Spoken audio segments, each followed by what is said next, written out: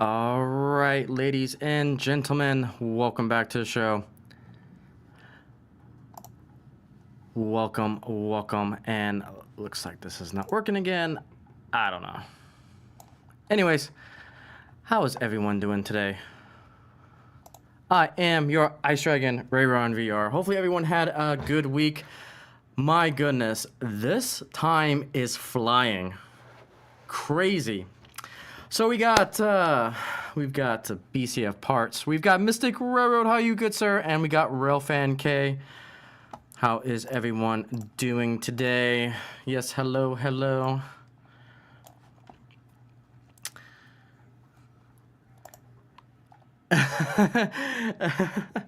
No, this is what I call EDM. Well, it's technically a chiptune, but it's all good. Railfan K. Good but tired. I mean, at least it's good. So hopefully you're resting. Sit back, relax. You know, get the recover your energy and strength. I definitely understand how that could be. Oh, your day was stressful too, man? Well, sit back, relax. We'll get some trains running. And we'll get this Amtrak going. Hey, NEC Amtrak, welcome. I think this is the first time I've seen you here. Welcome to the channel. Welcome, everyone. Sorry, I was a little late to the introduction because there was a troll comment on my latest video, and I had to do a little snarky comment back. Don't you just hate when people say, you know, I wasted so much of my life watching this video, and it's like, then don't watch the video. Oh, it's great though. I'll leave that comment up so you guys can have your comedy out of it too. Oh, it's Thomas F. Okay. New name. Gotcha. Well, welcome, good sir. A regular to the channel, then. There you go. That's right, because, I forgot you said you were going to change your name, I think, when you got everything situated. Thomas F. Welcome. Mom and son trains. I got your wristband right here. And we'll go into your... I think this is yours. So we'll do a mini mail call today because I forgot to do it on the last stream, so we'll open this up here in a few minutes as we greet everyone. Yep, and you know what? I make a comedy out of it so you guys can get some good laughs, so it's just funny. It's as long as the comment does not violate YouTube's terms of service, then I won't delete them. But yeah. I make comedy out of the trolls. Let's just put it that way. And you guys are smart, so you guys can easily identify, okay, this comment's a troll. Especially when the video is, you know, saluting the military. Like, come on. So yeah. It's just funny. But hopefully everyone's doing good. We got some rail news to go over. Bachman has surprised me yet again, which is interesting. We'll talk about that here momentarily. But welcome everyone. Hopefully you guys had a great week. Oh, BNSF engineer, how are you, good sir? Oh, and I appreciate that, real friend K. Everyone saying the hellos. Yep. And the thing is, when it comes to the trolls, they duct tape themselves to the wall for everyone to see. It's just funny. It's so funny. I gotta get a laugh out of it. Oh, man. Yeah, it's definitely quite something. So I think today's stream, we're going to be highlighting both the worst and the best of Bachman. We've got some things to discuss. Oh, Bachman. It's they make me laugh. The latest video they put out kind of made me really laugh and chuckle a little bit. But let's get some fun stuff out of the way first, because that's what it's all about. So Mom and Son Trains, I believe this is your card, so I'm gonna go ahead and open it. I'm pretty sure it is. Let's see here. Yep, I figured it was. And yeah, I do appreciate the goodies. So that's awesome. So we got a little card here. Mama Son Train Rail fans. Ray says hello, and I say hello back. So thank you so much. Looks like you guys are at a train show, which is awesome. Kind of got the Hiawatha there. So there's a little Hiawatha right there. What train show was this, Mom and Son? It's looks like some O gauge. Oh, it looks like it's Bachman, yeah. That's me. Oh, that's so funny. Right behind it, it's like, we're talking about Bachman, and you can see it says Bachman Spectrum on the back there. So, that's funny. That's really funny because I'm about to praise them and trash them at the same time. So, yeah, it's great. It's hilarious.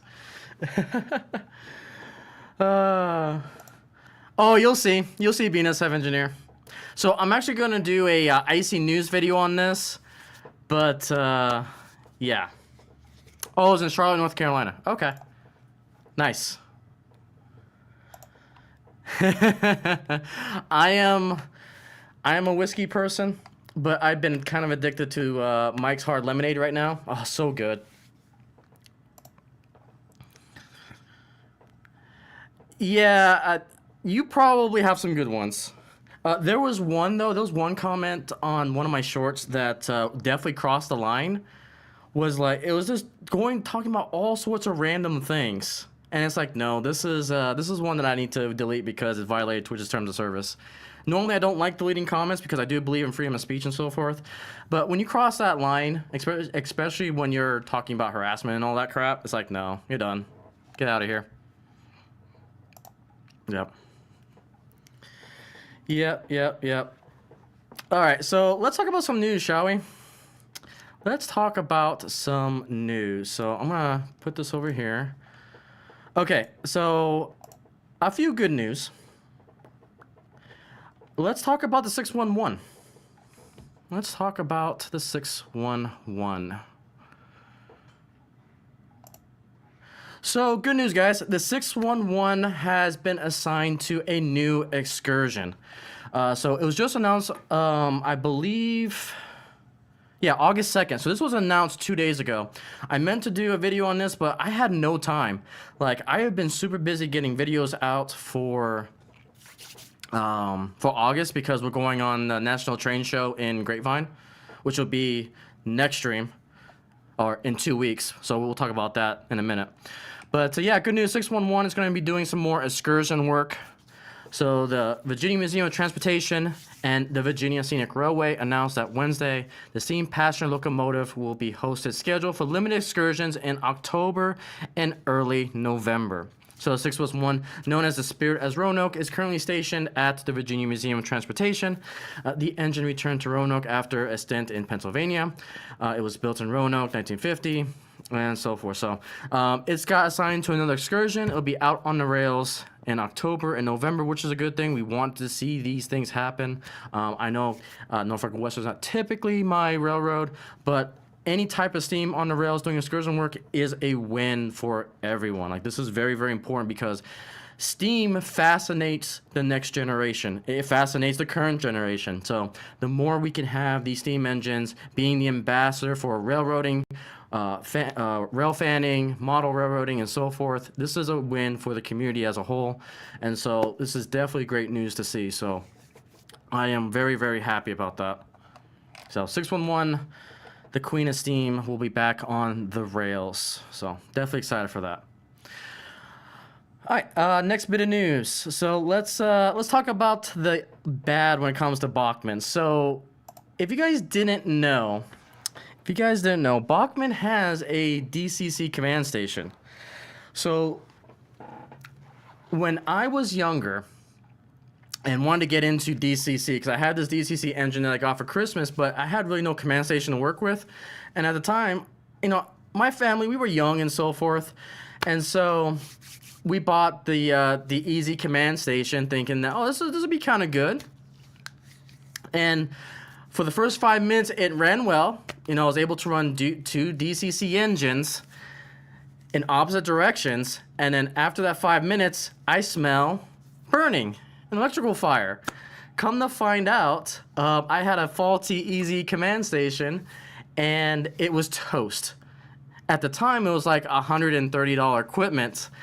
And I was mad. To say the least. And I swear that I would never do Bachman DCC ever again. It was trash. And yesterday, the command station, the Easy Command Station Plus was announced, and man, whew, I'm gonna rip this a new one. I've got some ideas on how I'm gonna do it, and you guys can see the price for it. I think this is a ripoff from Bachman. It is the trashiest thing that you can get for Easy Command Station. So yeah, they announced this recently, and I'm gonna make an Icey Rail news about just how bad this product is. They got some interesting. They had some interesting features with this one, but they kept to the old model. And what they're trying to do is force you to stay with one system instead of trying to go to, you know, Digitrax and NCE and all that. And so, let me show you guys something real quick. I don't know if I have it available though, so give me a hot minute. Let me pull it up here. Okay. So here's the thing about this station. So the one thing I don't know about it, and in my video I'll have all the links to this product. So this was the announcement video. And I asked them kind of a question because the way this works is that you got push buttons on the station itself, and you're supposed to take that engine and basically program it to one of those buttons. Now, the thing is, I don't know what that does to the decoder. Does that give it an address of 1, 2, 3, 4, 5? And that was basically my question that I had for them down here, was that, hey, will this affect the chip in it? So like if you program it to 1 through 9 on their push buttons, would that also change the address of it? And they kind of had a roundabout answer. So this was their response. They said program locomotive is one of the push buttons addresses on the controller. Will change the address the locomotive is assigned to on any controller. I don't know if that meant any Bachman controllers, but it seems kind of fishy to me, their response. And so I guess it can be interpreted that if you program it to 1, 2, or 3, that also go to 1, 2, 3 through 9 on your chip. I'm not going to buy this to test it out, but it's whatever. And so you guys can, I'll send you guys the link. You guys can check it out for yourself, but I'm not a fan of this whatsoever. So I'm going to do an Icey Rail news on this product. It was so bad when I was thinking about this product that it almost became a Dragon's Rage video. Now, the reason why it didn't go into a Dragon's Rage is because if there's going to be some people, fans of Bachman out there that will probably dive into this. So it's like, okay, I'll play fair and try to stay medium ground between those who actually like Bachman, but I'm going to tell you how bad this product is, especially for that price of $265. You can do so much better, especially with a DS52, with an NCE Pro cab, and still have money left over to get an additional product with NCE or Digitrax. Or you can even go into DCC, what was it, DCC plus EX or something like that. And I'm going to put all that into my video to say just how bad this product is. So this is probably one of the more ugliest products I've seen in a while. So I'm going to rip it apart. I'm planning to rip it apart. It's not going to be pretty. So, all right. That's my little rant on that. But let me get caught up with you guys here. So I apologize. When I get into my news anchor mode, I tend to go crazy. Let's see here. So, understood the fascination. Saw the video 351 running through Cali. Nice.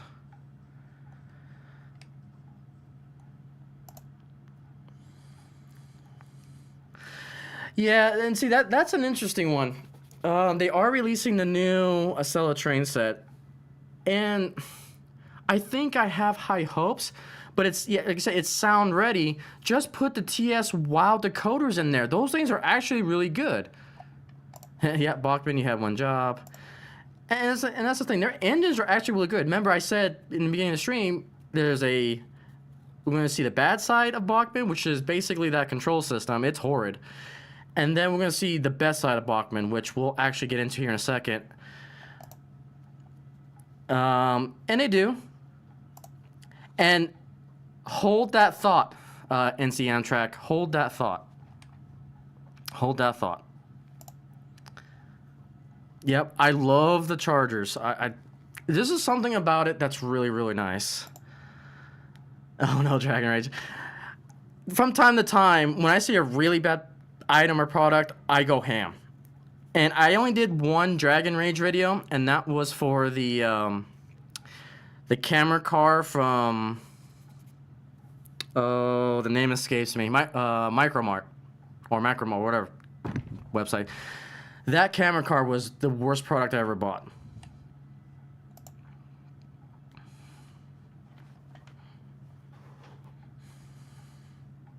And that's a good thing. And that's a good thing about Bachmann is that they know they are a budget friendly when it comes to the engines, and the TS sound decoders really, really good. That's the one good thing about Bachmann. And the Easy Track system is pretty good too.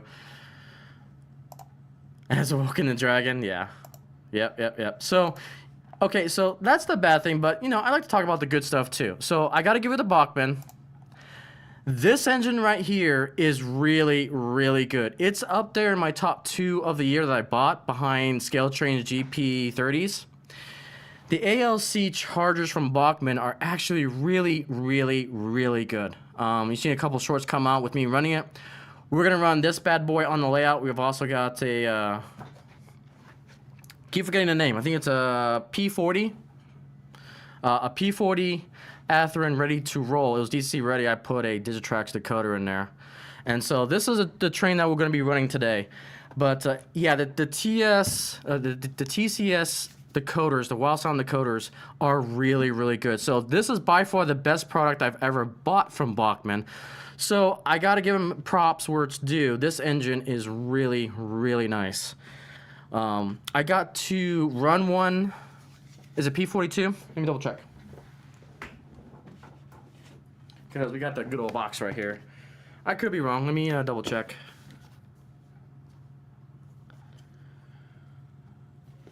So it is a P40. Here, I'll show you. It's probably not going to focus. Come on, focus. You can do it. Yeah. So this is Amtrak Phase 5 P40 DC. So that's the engine that's running behind it.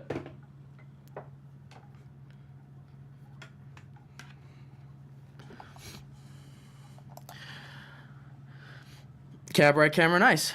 I don't know anything about N-scale technology when it comes to cameras on that perspective. I just know what works best in HO. SQ23. Okay, I'll have to look into it because I don't know anything about it. Again, I model HO, so. Or you do a review on it. You become the expert, Mystic. I'll watch your videos on it. Because I'll definitely be curious. But, so yeah, that's what we're running today. And so this is the 300. Now, there is some also sad news when it comes to the 300. It was in the news recently, unfortunately. And I'll show you guys what happened to it. So, unfortunately, it was involved in a crash. And you can guys kind of see the damage there. So, it careened into a truck. And the whole entire nose just kind of collapsed. Which I imagine that's by design to protect the engineer. So if that's the case, it did its job. But yeah, unfortunately the 300 was kind of sad. So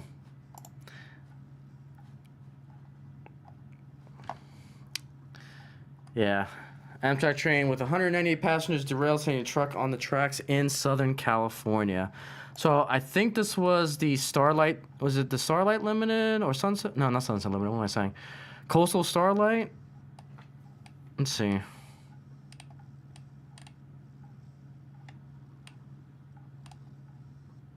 Ventura. Yeah. Doesn't say what train it was involved in, but. The Plumber, how are you, good sir?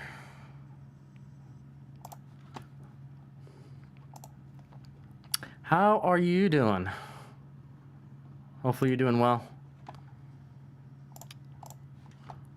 So yeah, really, really sad, but you know what? This is why we like model railroading, because in our hearts, in our minds, in our imagination, it is still fully operational.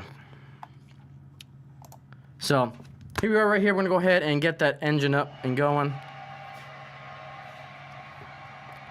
And Railfan K being the expert on Amtrak, thank you, good sir. It was the Coastal Starlight, yep. It was the Coastal Starlight. Uh-oh. Why is my highlighter not working? No! Okay. Something's up with my highlighter on that scene. Okay, mom and son, take it easy. Yep, it was the Coastal Starlight. Just getting back, nice. 5 bands, wow.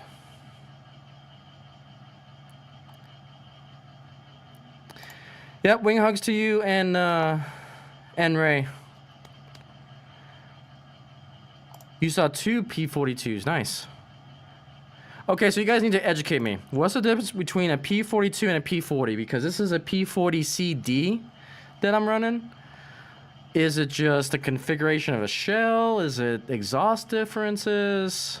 You guys are way more smart than I am when it comes to this stuff, especially for modern day. I typically don't run modern, so this is kind of a rarity, but I have a special place in my heart for Amtrak.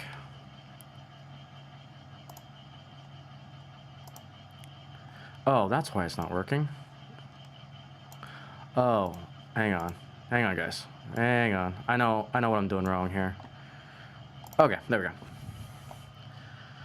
That should be fixed. Oh, nice. 160 tomorrow. So tomorrow I'm sleeping in because it's been a heck of a week for me. Been super busy.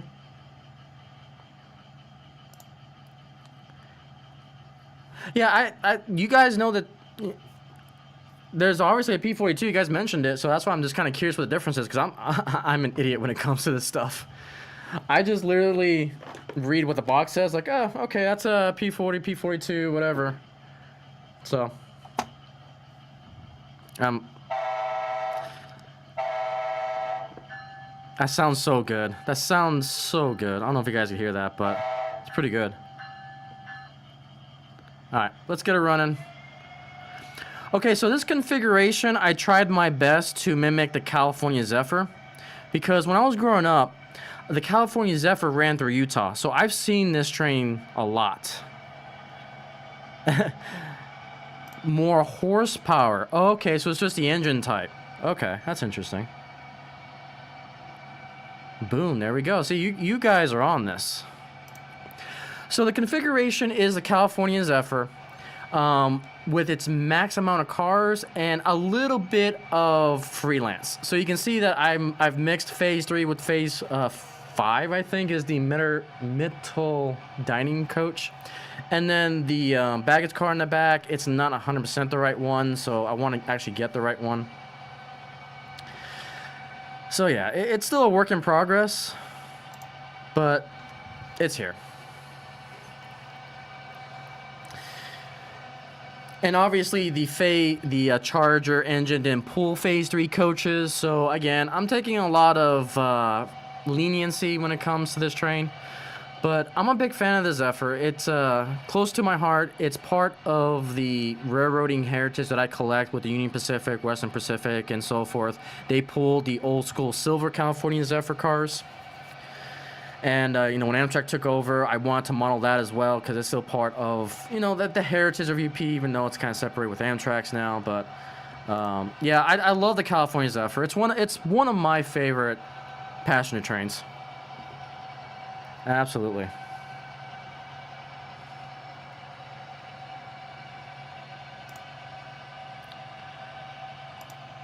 Yep, and that's where we're running it.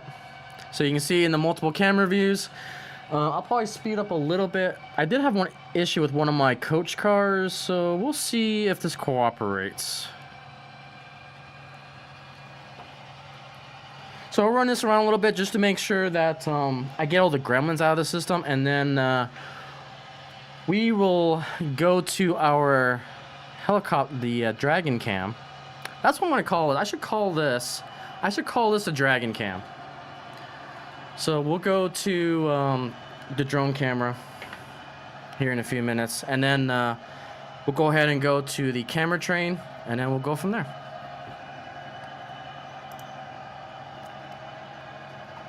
But yeah, we'll just have it go around here. Let's do the 180 camera here.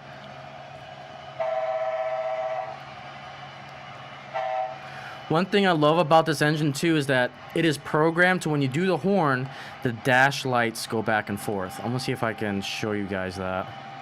All the cameras, let me get you this view. So, yeah, you can see it there. A little laggy, but. Oh, part of the Chicago Museum of Science industry. Okay, yep, that's awesome.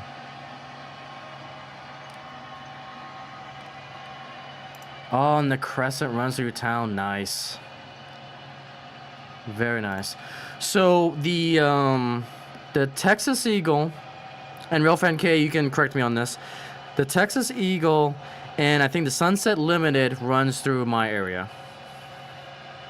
And if you guys want to see some of those videos and images, Railfan K Train Productions, he's got some images and video on his channel, I think, of those as well.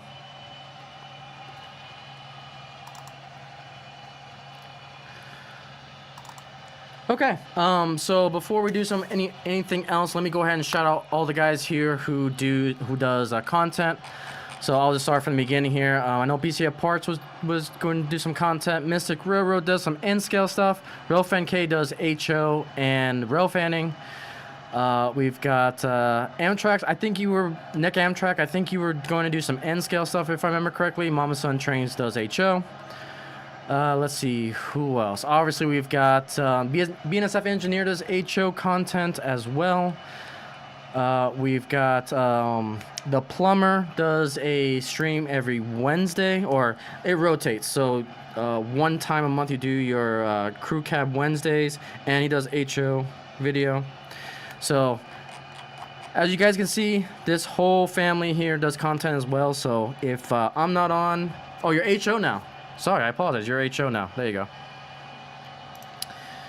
Gotcha. That's right. That's right. So, yeah, if you can't find anything that you want to watch or listen to, check out all these wonderful people here. And then we'll go from there. Oh, and the Lincoln Service Missouri River Run. Nice. I didn't know that. Yep, there you go. So Crew Cab is the first Wednesday of every month for the Plumber, but then it also rotates. It's technically every Wednesday, but it rotates hosts. So for more detail, you go to the Plumber.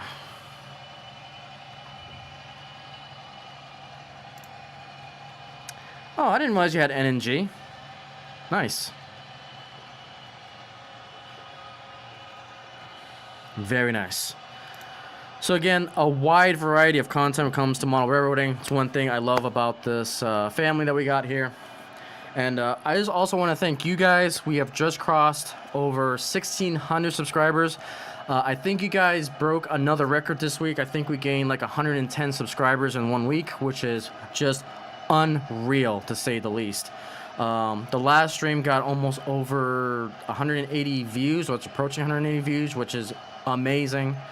And then my latest video on the Lexington, my wife and I went to the USS Lexington Floating Museum. It's an aircraft carrier that was involved in World War II. Released that video, and that one's almost approaching 400 views. So you guys are awesome. Thank you guys so much. I appreciate it. And a lot more to come. A lot more to come. That's right. And you've also got some European cars that was gifted to you as well, which is awesome. So yeah, if I ever do G-scale, it'll be a logging railroad with climaxes, shays, and so forth. I want that geared logging G-scale railroad. Thank you guys so much. Again, I gotta thank you guys. You guys are the ones that click that subscribe button, that watch the views. You know, I just put the content out for you guys to enjoy, and you guys are crushing it. You guys are killing it. These are all your guys' achievements, and I'm just happy to be part of it. So Happy to be a part of it.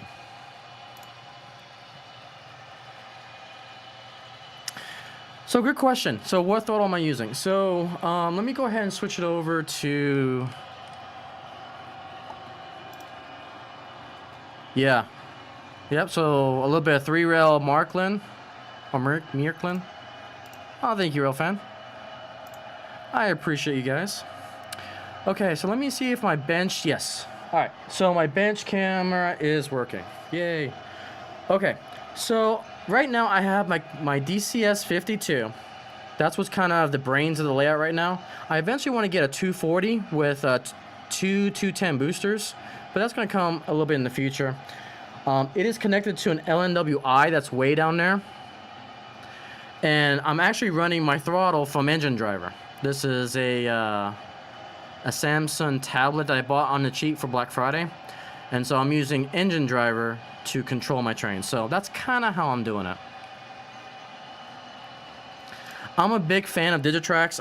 I started with Digitrax. My mentor that I had in California showed me how to work with modulars, work with Digitrax. And I kind of just went ham after that.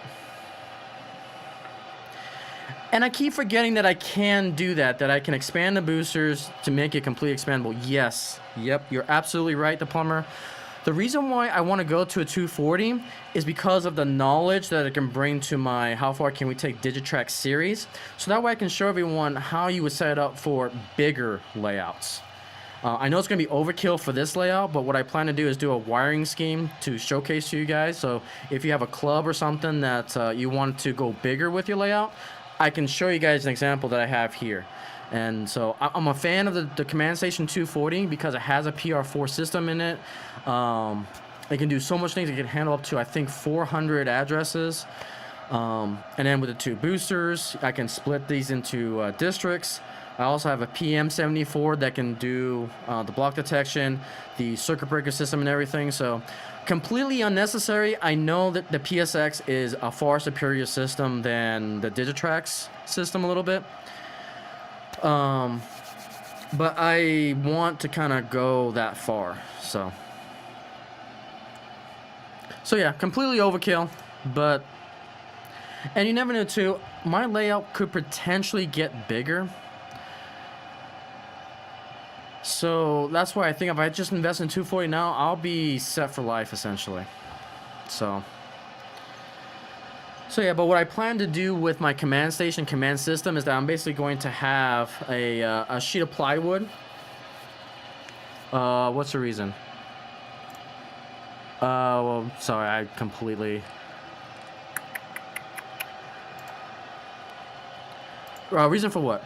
Reason for going to 240?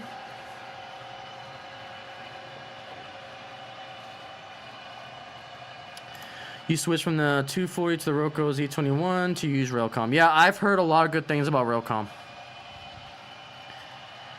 For my channel in particular, I'm sticking to 100% Digitrax just so I can educate people on how Digitrax works. I still have a lot to learn myself, and trying to learn another system just takes up a lot of time for me. But yeah, I heard a lot of good things about the Roku, and I've heard a lot of good things about Railcom. Oh, you're talking to Nick Amtrak. Gotcha.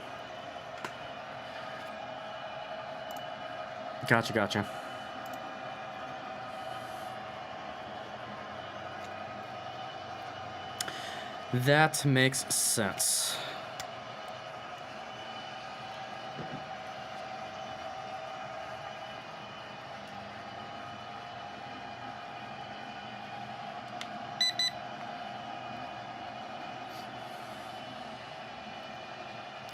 And again, it comes down to preference too. Like I said, my preference, I'm 100% biased when I say this, I just prefer Digitrax. You know, it's always, it comes down to those conversations of apples and oranges. Just find a system that works best for you.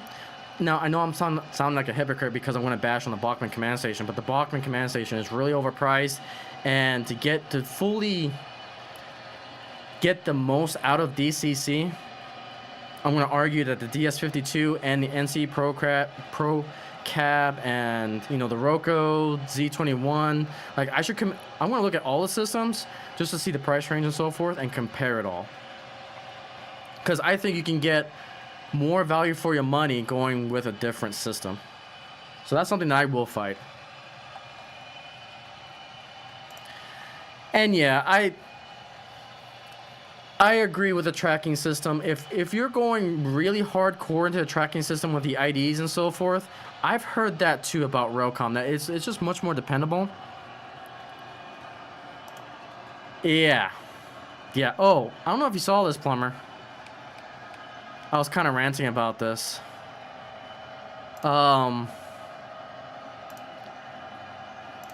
They came out with a new one. They came out with their Easy Command Plus. I'm going to do an Icey Rail News video on this, and we're going to slam this thing. Because it makes me angry, especially for that price. It makes me angry. It's more of a... Yeah, it's just one of those things.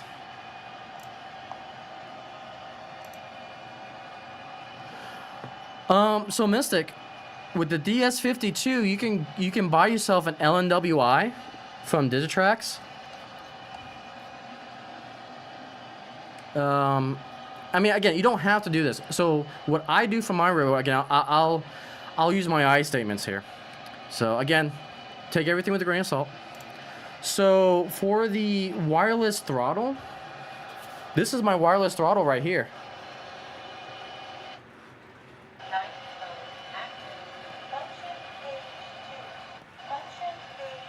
Hang on.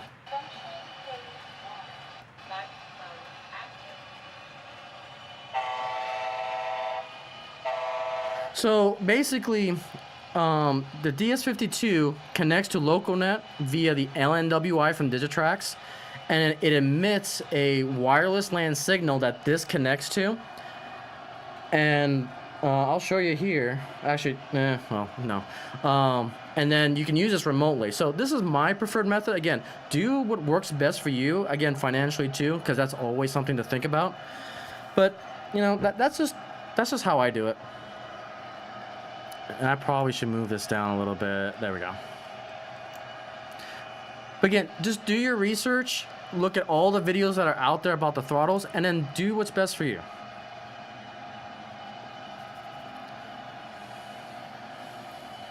Yeah, the 602. I don't think this is the 602. I can't remember which one this is. Top of my head here. But this little guy has gotten me through so much. When I was part of the Modular Club in California, this throttle was so good. Like, I love this little thing. It does not decode, which is kind of a downside, but I use my JMRI to decode. And what's the great thing about the DS52 is that they got the PR4, which is basically a connection via USB to your computer, and it can talk through the DS52 to do your JMRI. So the DS52 has the programming wires, so you go to the programming track and you can program it that way. That's what I use. That's why I'm such a fan of the DS52.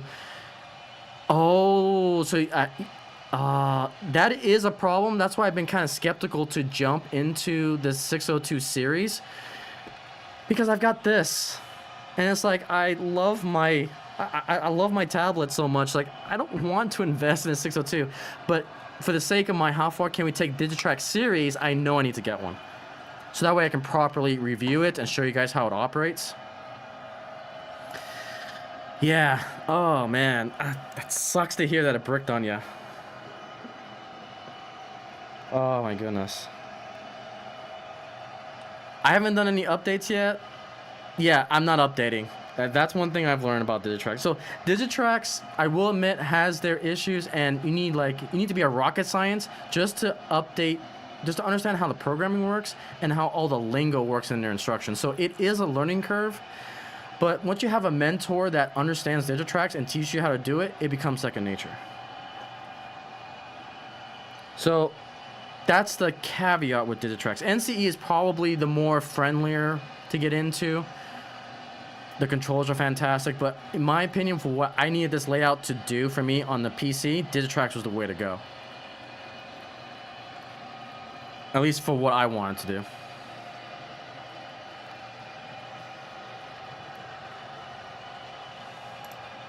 Yeah, just talk to Heath. I think he got his fixed.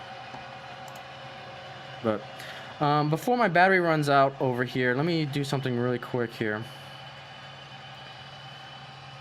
Now, we're going to attempt to do the drone cam. Let's get the drone cam going. Now, I'm a little rusty on flying because I haven't been practicing. So I apologize if I make anyone sick.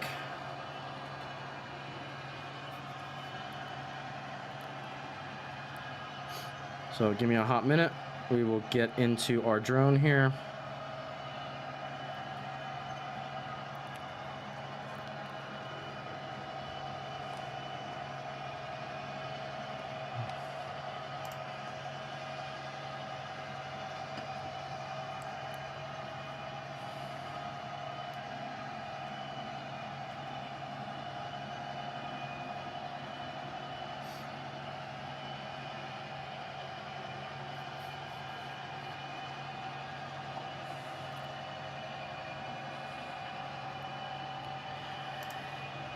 Yeah, it's computers. Computers are sometimes temperamental.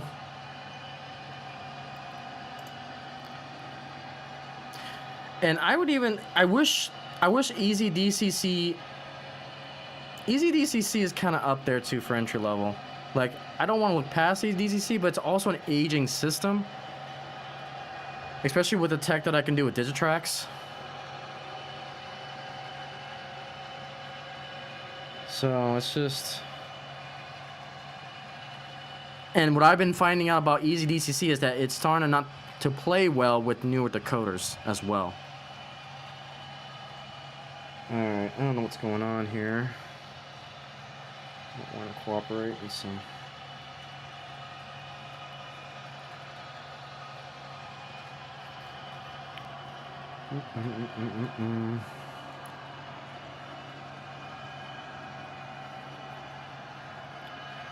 To be honest, I think when I jump to N-scale DCC, I think I want to do DCC EX.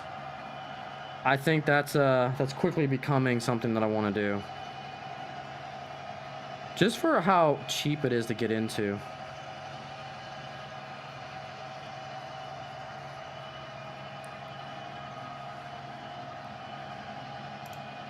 Oh yeah. In another room, I do have a refrigerator, a mini fridge. But that's kind of the plan with this setup, is to basically have... This is basically going to be my dispatching station, and then you guys will be able to see where the train is at. Each modular will be its own separate identification block, and you'll get to see where that is. I've demoed it a few times. I may demo it today if I get a chance to. Yeah, and that's the thing. DC has its place. DC is very important for the hobby because it is an entry-level necessity for the hobby. It is absolutely needed, and that's where Bachmann, I think, truly shines, is that they need to stay in the marketplace of strictly DC and improve DC capability. If they would focus on that more instead of trying to be like DCC like everyone else, I think they could get some pretty good money, I think. But that's one man's opinion. Because their Easy Track system is hard to beat. I love that track. Being able to snap it together, instant row bed, you can put it on the floor with limited issues. You know, if you have pets, that'll be a different story, but... Alright guys, let's attempt to do this.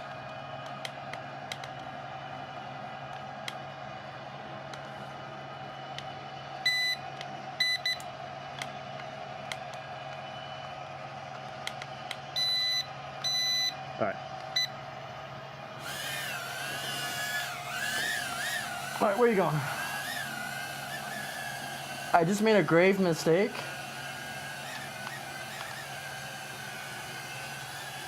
And my ceiling fan is still on. So this will be interesting. I gotta stay low enough.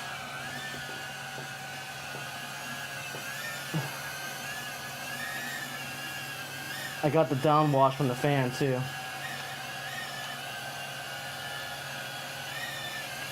Okay.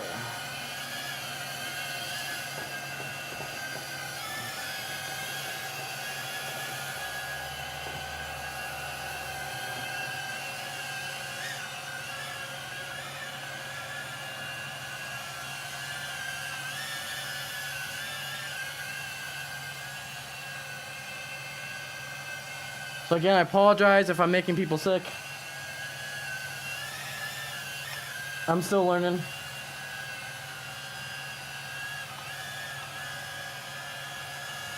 And with the ceiling fan being on, it's a problem. So I'm getting the downwash.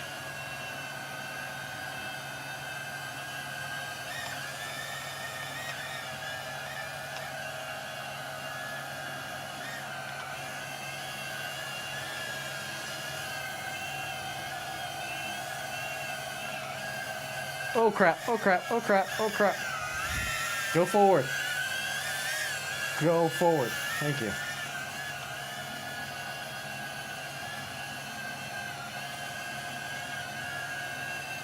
Slowly and surely.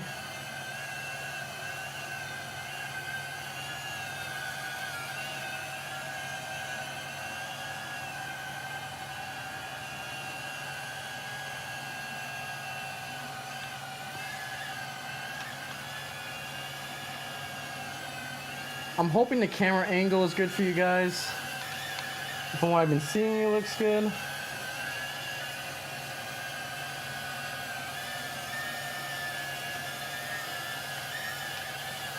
Oh, shit, no. Ooh, that was close.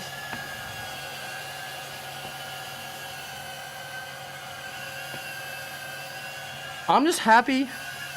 Yeah, I'm definitely drunk. I'm just happy I'm able to do this and live stream. The problem is this is a very entry-level drone. And it doesn't help out the ceiling fan going against me. I'm just getting the crazy effects.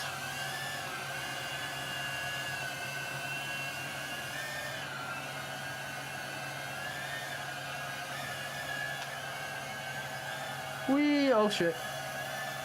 All right, we're going for a ride here.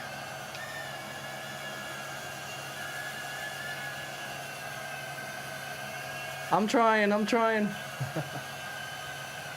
Trying to fly backwards and inverted is not fun either. It's like this view right here. Go forward. Thank you.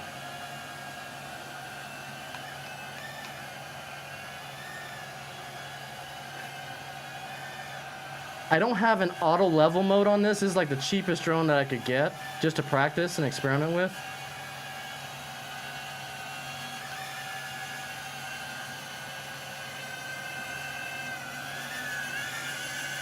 Get away from the fan, please. There we go.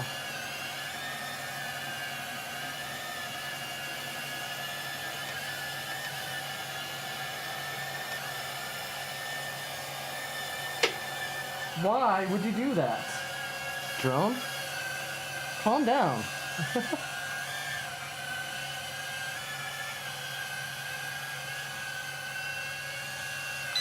Alright.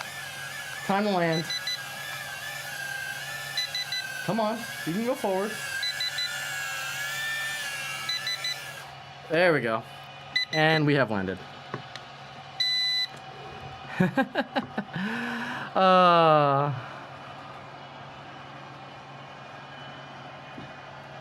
So the problem about it, BCF parts, I've tried that, is a little bit of latency between the phone and the drone. So you can imagine trying to watch it on the video while trying to fly. Not only do I have the normal latency between the controller and the drone, I have the latency of the video on top of that. So my inputs are really delayed when I watch it on the video. And sometimes they're not synced. So that's why I typically don't watch the video. It's a little bit tougher. I've quickly grown to realize that I need a better drone to really fly. It's a very cheap, like $60 drone. And I just wanted to test to see if I could live stream from it. That's usually how I deal with all new technology that I'm experimenting with. I try to go very entry level cheap. And then once I understand how it works, how the tech works, how I can implement it into my channel, then I go full scale. So Again, it's not the greatest. You can see, you know, the quality's not that great. The control's a little bit finicky, but it proves the concept that I can live stream from a drone. How cool is that? That's why I love model railroading and I love modern day technology, because we can get some fascinating just presentation of model railroading.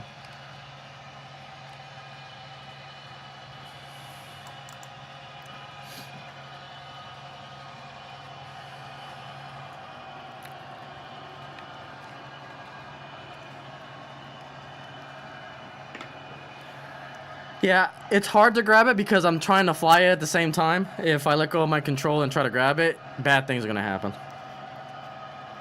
So I'm trying to practice my landing skills as well. But again, once a stream, we'll get the drone camera out just to practice and just have some giggles at the same time. Watch me try to crash it.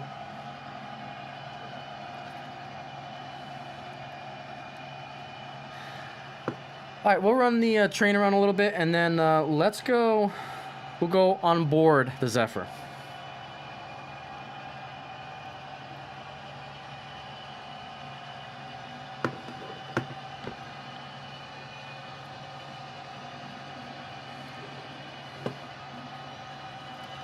But hopefully you're just enjoying it for the lulls too. So I hope you guys are enjoying it.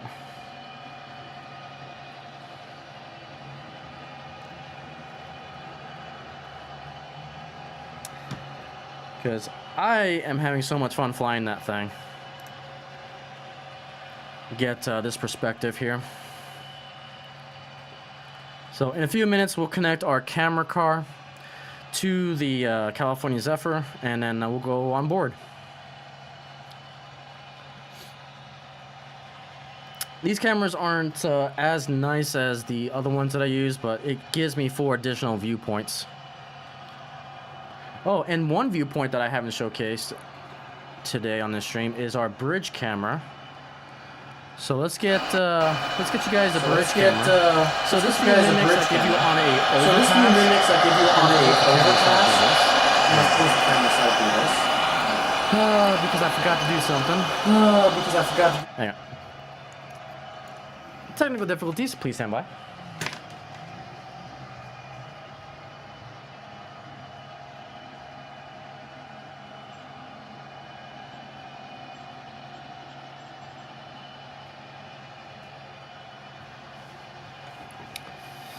Okay. All right, Mystic, take it easy. Have a good night. Yep. Ironic, isn't it? Yep, have a good one, Mystic. Thank you so much for hanging out with us in the shenanigans. That is the Icey Railway. Much shenanigans, such wow, as the Doge dog would say.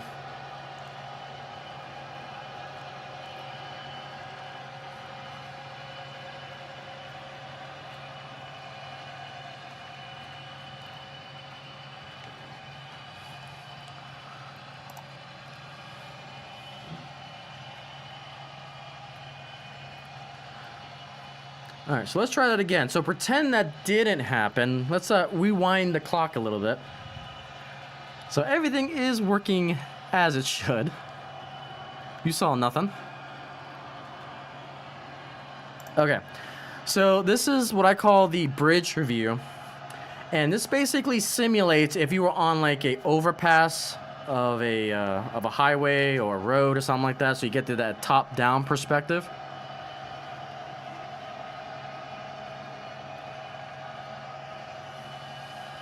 And eventually I plan to get another camera going the opposite direction, so we'll have like 2 cameras, the train coming from and then the train leaving, so we get that 180 perspective. So that's kind of the goal there.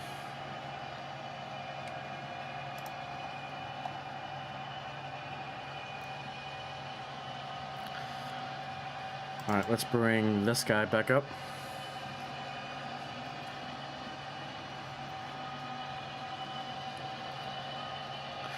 That Challenger just looks so freaking nice.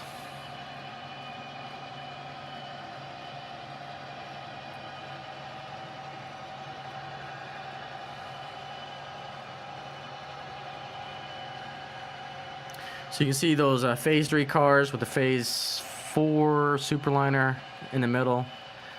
And then back to the 3. What's my track spacing? So my track spacing is a little bit wider on the turns. It's more... Oh, let me think. I believe... So I follow the Fremo standards, HO Fremo standards. So they're supposed to be, I believe, 2 inches separate of each other from center to center. Supposed to be 2 inches. But on the turns here, they're a little bit bigger. I think they're 2.5 inches, like on the most pointy end of the turn. Is the best way I can describe it. But my spacing follows the Fremo modular standards.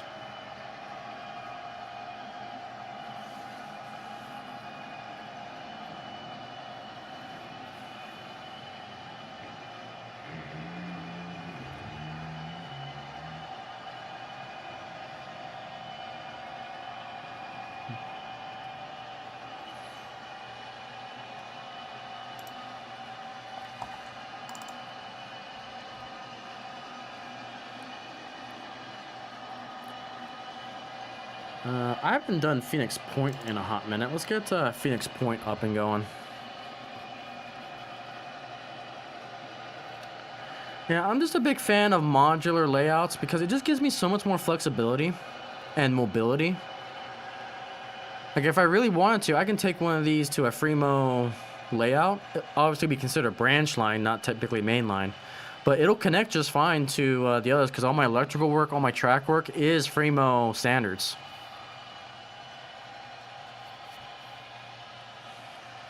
The bench work is really the only thing that's not Fremo standards. Because in Fremo standards, they're a lot bigger. Whereas mine's a little bit smaller to match my space.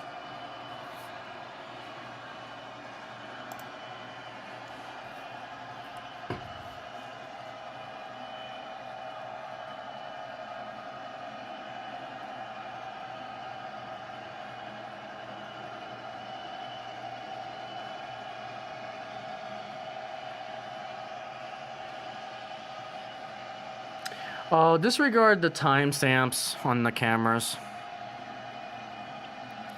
I don't bother to set any of that crap up. Yeah. Yeah. Well, I mean, it's to fit somewhere. Okay, so let's do this. Let's go to the 2 cameras. Let's go ahead and let's get you guys on board the California Zephyr.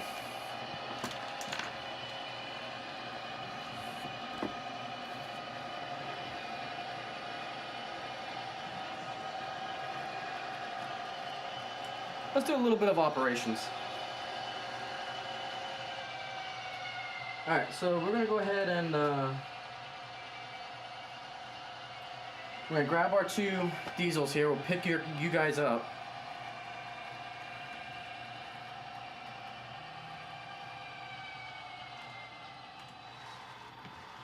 And then let's go from there.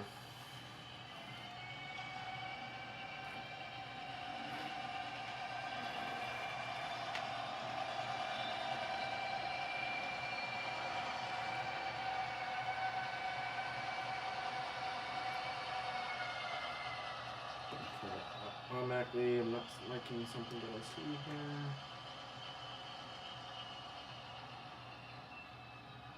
Look at that sketch. Okay.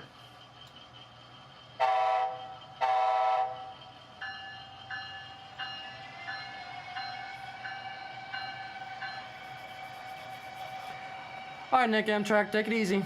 Thank you so much for stopping by.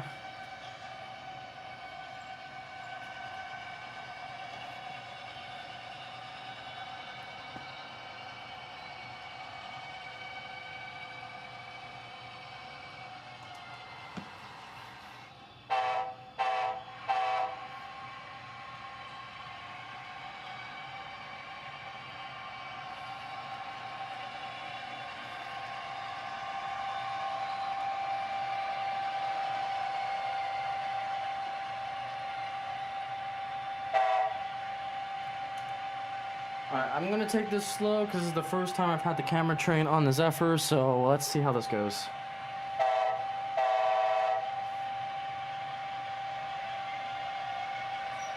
And I'm hoping they can pull it. That's gonna be the next big question.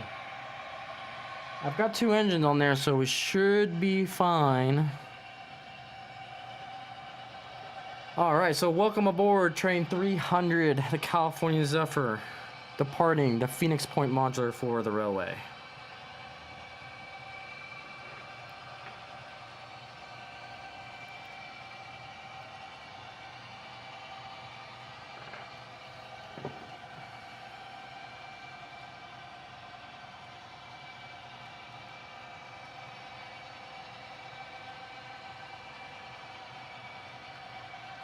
Just making sure my couplers are going to cooperate, because that turn that you guys were on is called Harbor Point, and it's tight. I think it's less than 25-degree radius on it, maybe 22. But looks like we're doing pretty good.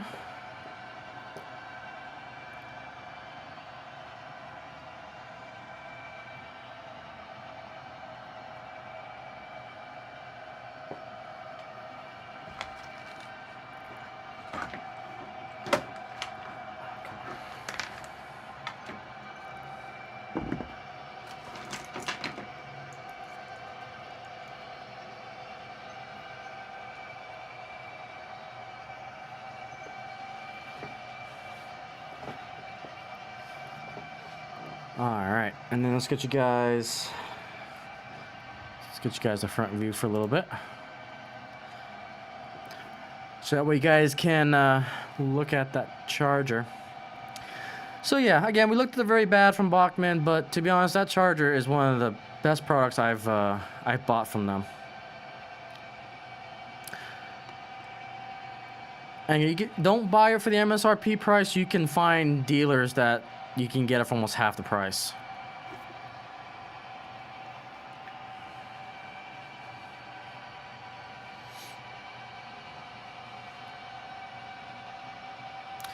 All right, as we coast along here, just a few general announcements.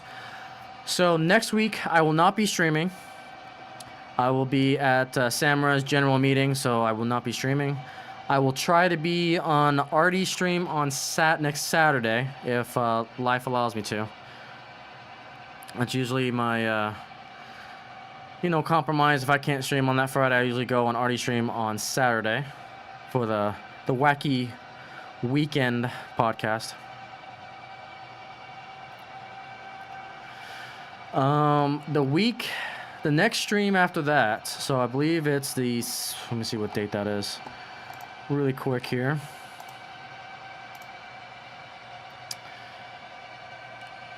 It is the 18th of August will be the next stream. And that stream we're going to do the Grapevine NMRA Train Show prep. So I will release my schedule of when we're going to be, where we're going to be at, general meetups. And then we'll go from there. Oh yeah, I'm a big fan of Caboose Stop Hobbies. I don't watch their streams because I don't want to buy anything. I've got a lot of pre-orders coming up from BLI, and so and especially with the train show coming up in 2 weeks at Grapevine, Texas for the NMRA National. I gotta save up, so I gotta be a good little boy and behave. Yeah. Yeah, I love their concept. That business model is perfect. They understand how to run a small business. Like, it's brilliant. Absolutely brilliant.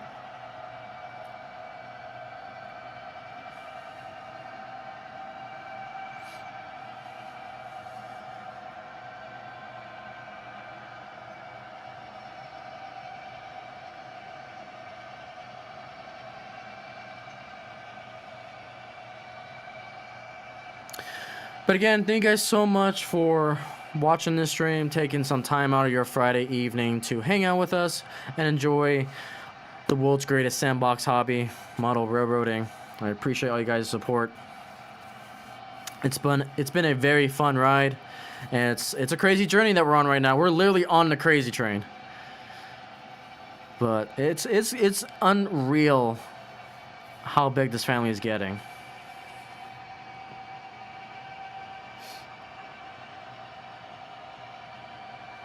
Get you guys the Superliner coaches here.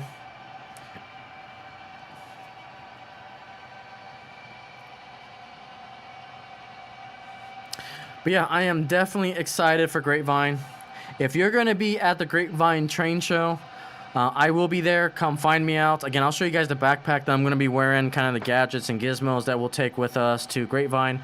I'm not sure if I'm going to run a train. I may have a train in the background, but I'll show you guys kind of my setup on how I record. I probably won't do any live streams from Grapevine because of just internet issues. I prefer to record things anyway, simply because if someone doesn't like their face being recorded, I can edit it out in post.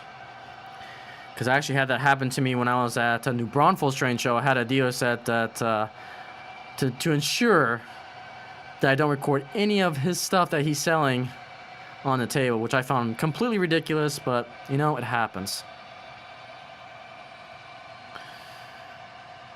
So probably won't do any live stream. I may do a lot of shorts while I'm there, because that's a little more easier for me to manage when I'm on location.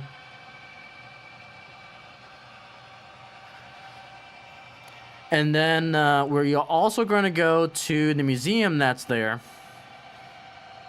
because we're going to go see Big Boy 4018. So we'll finally have a real-life Big Boy on this channel.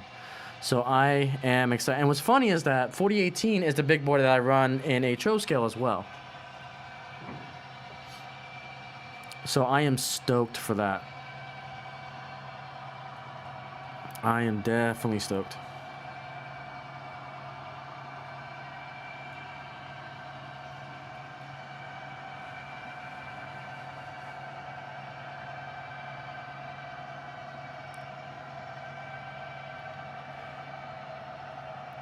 I wonder if I'm hitting something on that corner. That's why it's shaking a little bit. Interesting. But you can see the Great Wall of Trains there. I think that's what I'm going to nickname it. Kind of where I store a lot of my coaches, my freight.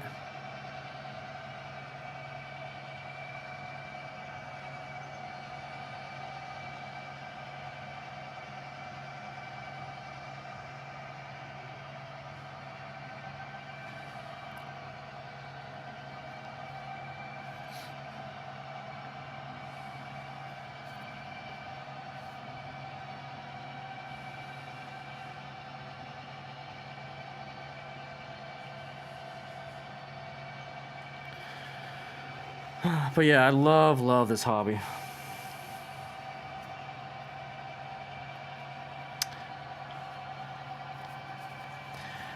A and C, R&R Eric, how are you, good sir? An N-scale YouTuber. Hopefully you're doing well. From your adventure today, I heard you had a quite a day for yourself. Hopefully you're resting, relaxing. Yep, Amtrak goodness. This is the Amtrak with a Charger, a P40, and the rough representation of the California Zephyr with its max amount of coaches. Now, obviously, it depending on the timetable and the traffic that it gets, it'll be a little bit smaller. But you are on board the Amtrak California Zephyr.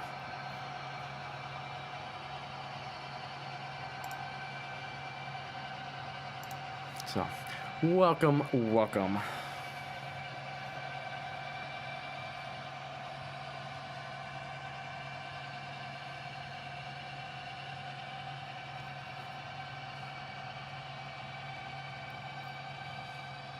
So yeah, that's kind of the big things that are on the radar. We've got Grapevine in Texas coming up for the next train show in 2 weeks, which I'm excited for. We'll be able to meet Bernard from Mini Prints because I will be getting scanned.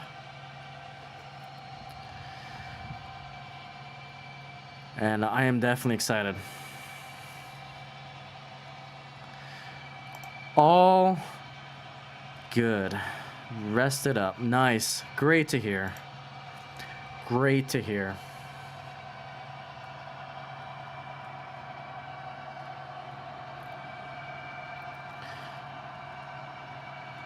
But yeah, I've got that Bachman command station video that I'm going to try to get out tomorrow.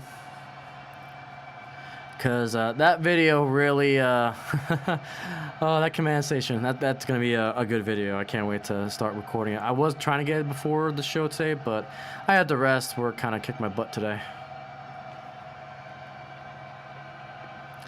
Yes, this is the Bachman Charger.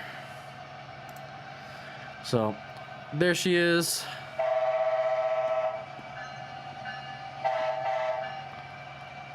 Our P40, it's an Athearn ready to roll. Our crazy camera Frankenstein car. And then our Superliner cars. Again, rough interpretation of California Zephyr. I know it's not prototypical, but these are the cars that I had, and these are the cars that we're running. So 3 coach, 1 observe. There's the dining car, followed by 3 sleepers, and the baggage.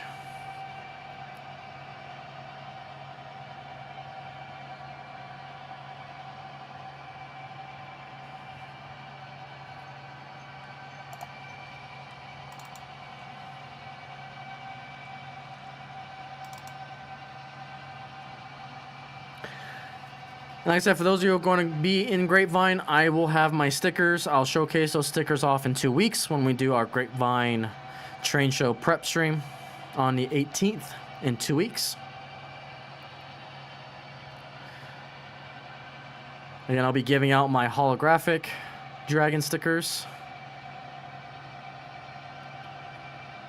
You can kind of see it there on the whiteboard there. I got holographic for when you meet me in person. And I have the regular for when I eventually find the time to mail out my stickers. And again, if you want a sticker, please email me your address at rayronvr@protonmail.com. Again, link will be in the description box below or on my website, rayronvr.com. And I will get it out to you guys.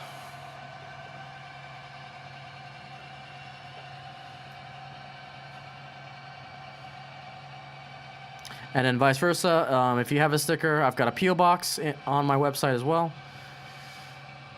And then I'll add it to our sticker background. Nice, you have it in N scale. Nice.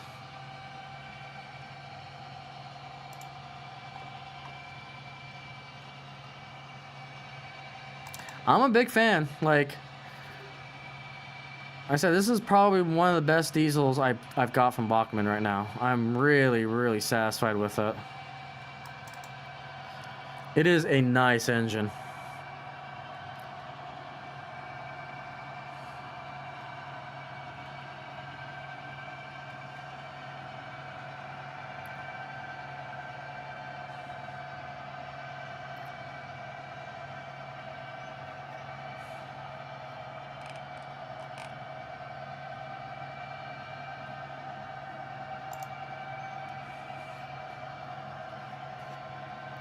This is something about these Superliner cars that are so cool.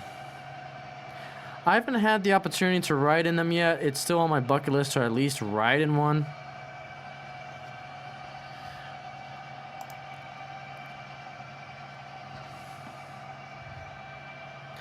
It's just really hard to, because with pets and everything, it makes it difficult to travel. So one of these days we'll get some Amtrak content on the channel.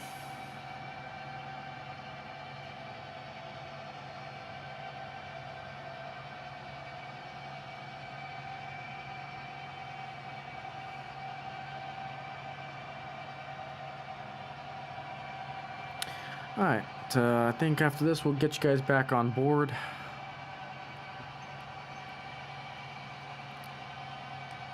Yeah, definitely call me crazy, but I'm one of those crazy people that just enjoys watching a train go around in circles. I do BCR parts. They're not ready yet. Let me put it that way. Let me I'll tell you what, let me get my bench camera. So I don't know if you can see them, But right there is the old school gray maintenance of way train right there. So I have like 7 or 8 of them. I actually did a video. I got these from the New Braunfels Train Show Hall. So I do have maintenance of way cars right there. They're just not ready yet. I got to put metal wheels on them. I got to drill out the trucks a little bit because they're a little too tight for my liking, which causes the train to drag. But maybe after the NMR train show, I'll get those up and going and do it on the stream. So I've been meaning to get that train going. Let me see if we can actually get it on this view.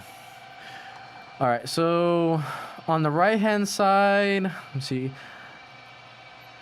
1, 2, 3, 4, 5 from the bottom, or the 4th from the top. You can see it coming into view, the right-hand cars. So you can see the gray up there. Yeah, so that's my entire maintenance of way train that's up there. I got that for a steal. It was such a great deal. So yeah, we'll probably get that going here soon. I just got a lot of other projects that I'm working on. I'm trying to get as many videos scheduled before I go to this train show. So I've been non-stop working on videos, getting them scheduled for you guys. And then all this rail news keeps coming out, so it keeps distracting me from getting these videos done. But I'm almost done. I think I got like maybe 6 more videos to put up, and then I'm covered for the month of August. So that's basically what I'm going to be doing probably after this stream and all of tomorrow for sure.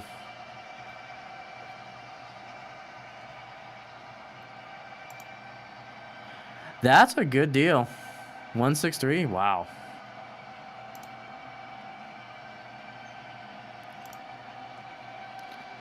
So yeah, we'll get a Manson way train going.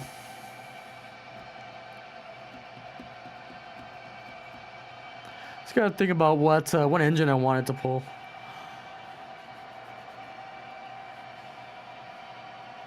Oh, I actually may have a diesel actually. I just ordered another diesel that was on sale, and it's like I had to have it because it's home for me. So I cannot wait to get that. Cannot wait.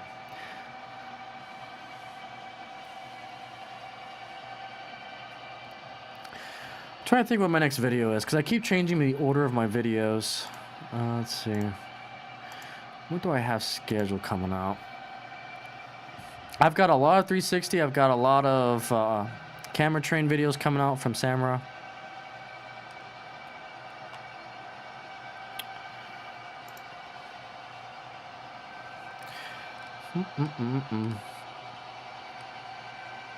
Oh, that's right. I've got a Dragon Spotted train coming out on Monday. I'll have my review on the Easy Command Station Plus controller. Oh, nice. CXSD, dude, nice. You know what? I know what engine I'm going to use. I'm going to use my GP30. That's a perfect diesel for that. All right, Real Fun King, thank you so much. I will see you on Sunday.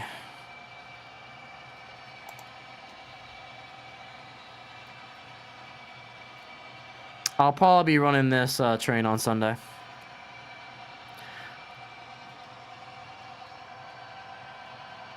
Because I really am enjoying running this train right now. Considering that the amount of labor I had to put into this thing. I had to put weight in, drill out all the trucks, so I can get my wheels in place and smooth. It's been a labor of love, this train. So I'm that type of person that likes to tinker and likes to repair old stock. Putting Katie couplers on. It's been a fun project.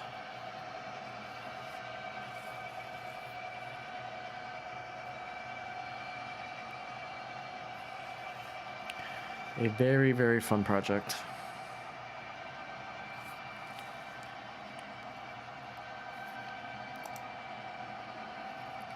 So yeah, I got a Dragon Sponsor train, then we got another 360 video coming out. I got a workbench video that's lined up. More camera train, 360, a mini rail fanning. Camera train, 360, all sorts of fun stuff coming out. And I've got videos scheduled through the 21st, which means, yeah, I've got at least another week's worth of content I've got to work on.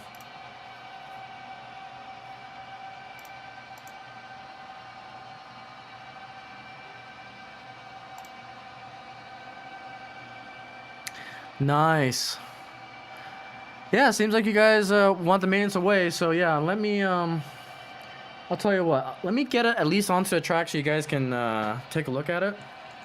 And I'll make it a higher priority. You guys seem to be loving a maintenance away train, so let me go and grab those cars at least. It's the least I can do.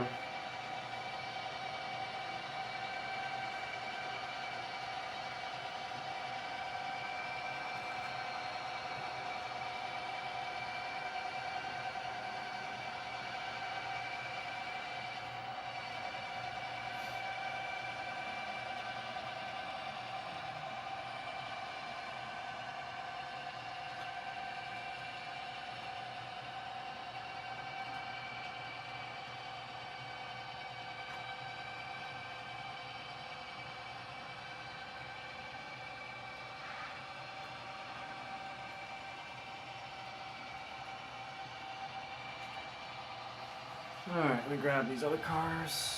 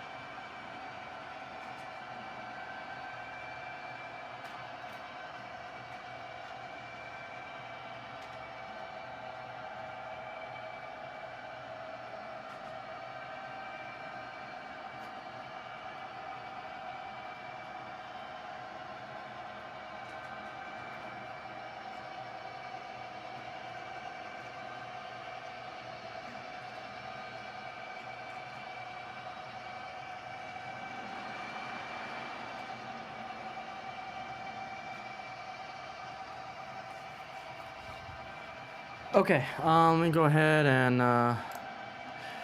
okay, so coming to your right, you will see my maintenance of way train. I still gotta find like an old school crane for this set, but you can see I've got the box car, these windowed cars here, some flat cars that go with it, another kind of window car. Kind of, I don't know what they call that type of car, and then kind of like the caboose that sticks out on the end there. So that's the maintenance of way, and I'll showcase it on another camera here. Let's see. Once the Superliner goes, you'll see a little bit better. But yeah, I'll move this up the priority list. We'll get this train running. I've also got to fix some of the couplers.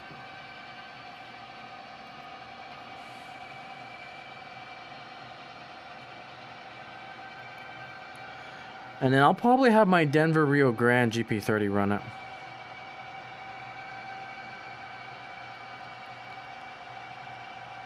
So, there it is. I need to move this up a little bit.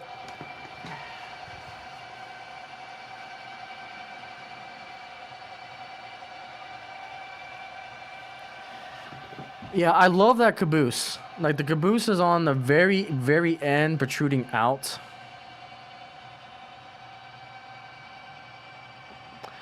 Ah, there you go. See, you guys know so much more than me. So they were old true carriers that got repurposed into maintenance of way sleepers. Wow, learned something new. So they're sleeper cars. Nice. Even better. And I eventually do want to have a troop train. That is a goal. if I can find them for the right price.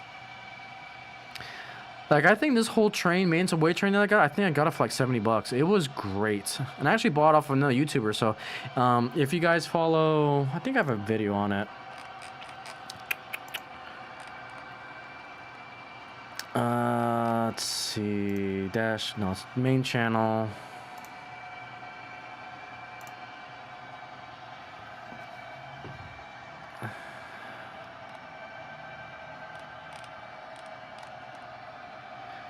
Yeah, and I do appreciate you guys sharing that knowledge because I'm not smart when it comes to these things.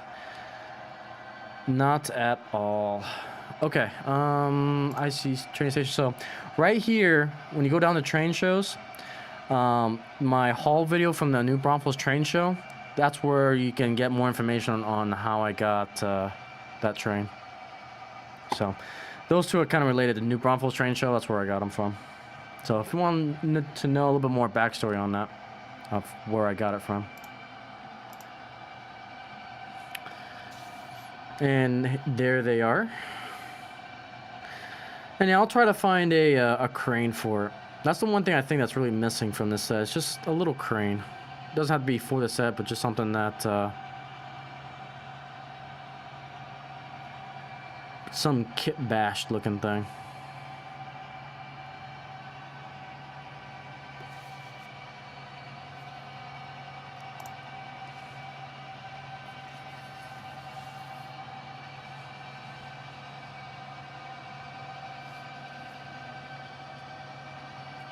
And actually, I'll do you one better. I'll add one more card to that.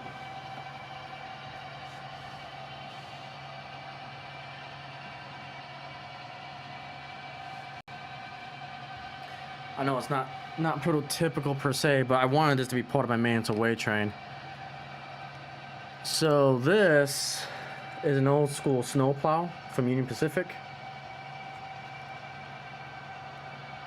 And this guy unfortunately took a tumble and pieces went everywhere. But I did come out with another workbench video that I've got uploaded. I still got to schedule it. It'll probably come out later this month.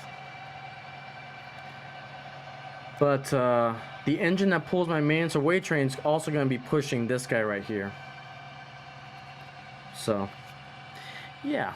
So I'll go ahead and put it with the MOW train. A crane, nice. Oh yeah, I think you're right. I think Bachman did make that. Yeah, I'll have to look into it.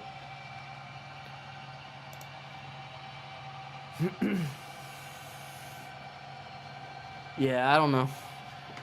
I didn't know.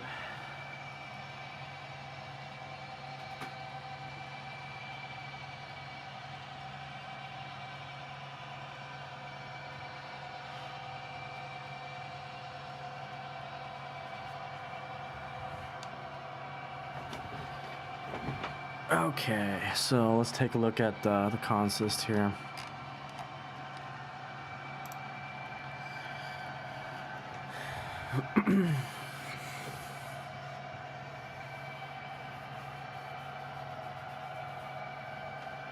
Yeah, I'll do some research to see what the order of this MOW train is.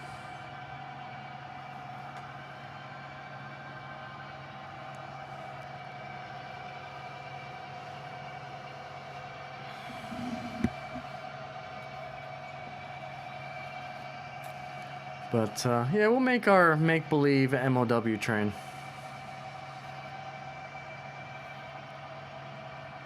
Or what I should probably do is get me a BLI GP30, one of those unpainted schemes, and just make it into an MOW engine. That'd be kind of cool. It'll be different.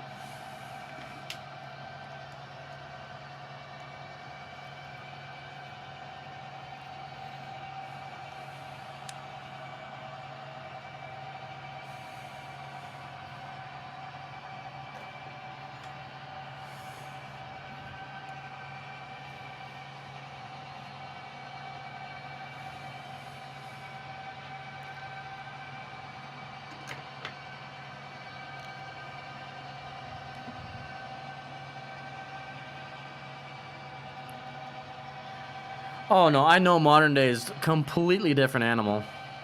Completely different. Yeah, like I said, I tried to stay transitional era for my railroad. I make some exceptions for modern day, like for example, this one is a modern day, mostly modern day engine. But I don't typically like modern day freight cars. I'll make a few exceptions. Like I got one of the trash gondolas from OVR, because I wanted to support them, and I may end up buying a few more.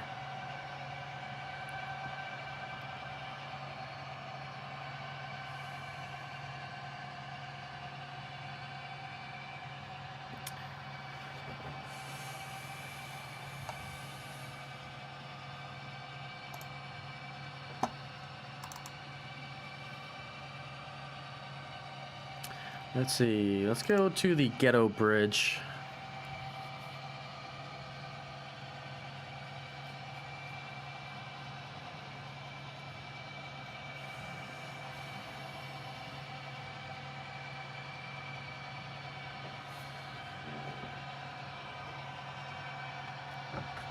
All right.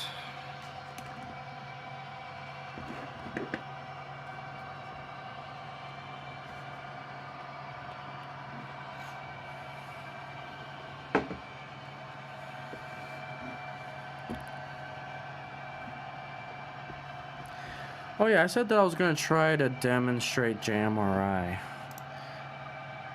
Let me see if I can make that happen.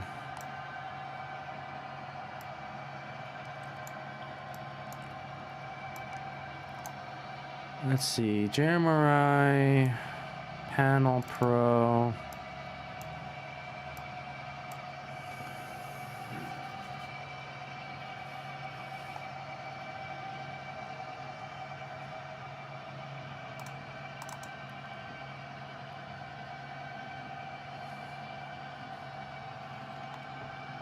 Why are you capturing that?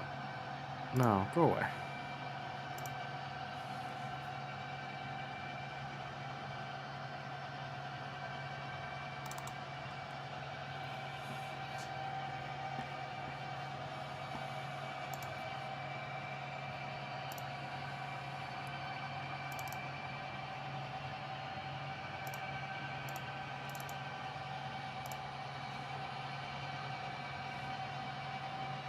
I'm hoping this works. Alright, yep. Take it easy. I understand it's getting late for the East Coast as well. Getting late for everyone. Have a good one.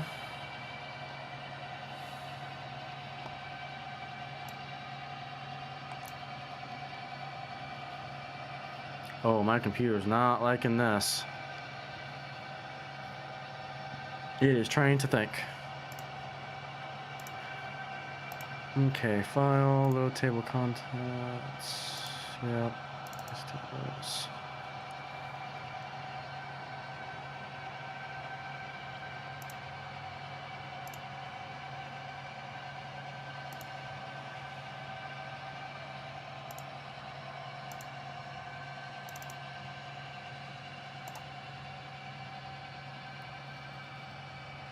Okay, looks like we are going to be able to get this. So let me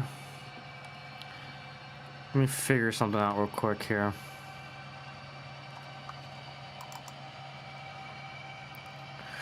All right. I'm gonna get this view up. Let's get the window capture up. Okay, sweet. So this is the dream. This is the dream. Eric, that is perfectly fine with me. I am glad that I can help you distract from real world for a little while. Okay, so this is kind of the future. This is JMRI. I've got kind of the Panel Pro layout kind of set up. I do have a PM74 that can also detect when a train's in a certain block. And you can kind of see down below, one section goes red when it goes to one modular, and then it goes red to the other one. And then I don't have the rest kind of set up. It's a goal of mine to get set up. So that way I can run this. Basically, I want to have another monitor, and I can put this screen onto it, and that way I can dispatch and control things from JMRI as well. And I can control turnouts, control engines, and so forth. So it is a goal to have that.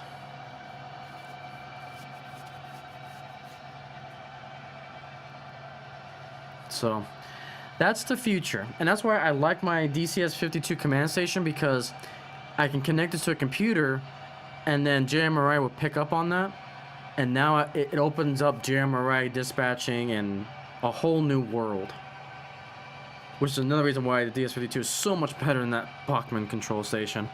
My goodness. So yeah, this is I cannot wait. Cannot wait for this. That's the future. It's where I want to get this railroad to.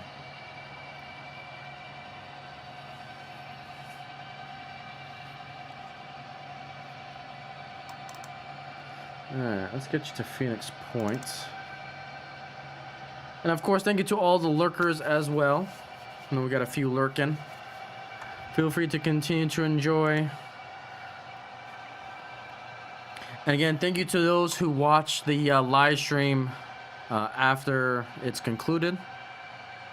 I know I don't typically stream at a good time for everyone, but thanks to IRL and just the amount of work that I got going on, this is the best time that I can stream.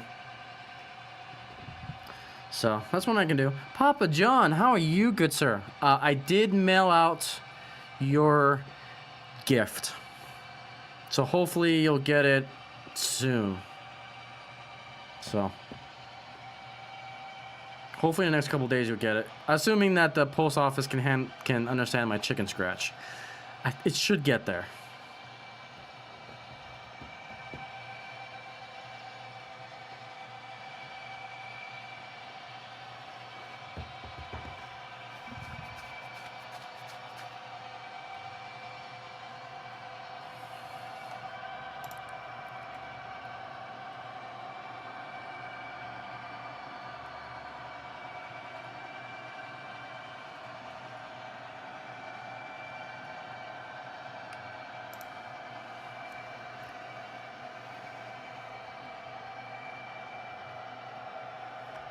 You posting videos? Nice. Nice, nice, nice.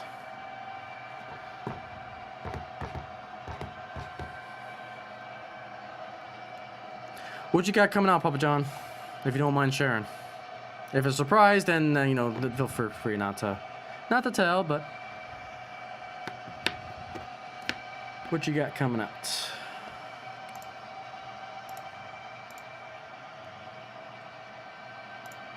That video that you had about that storage case that was on both sides, that was a really cool video.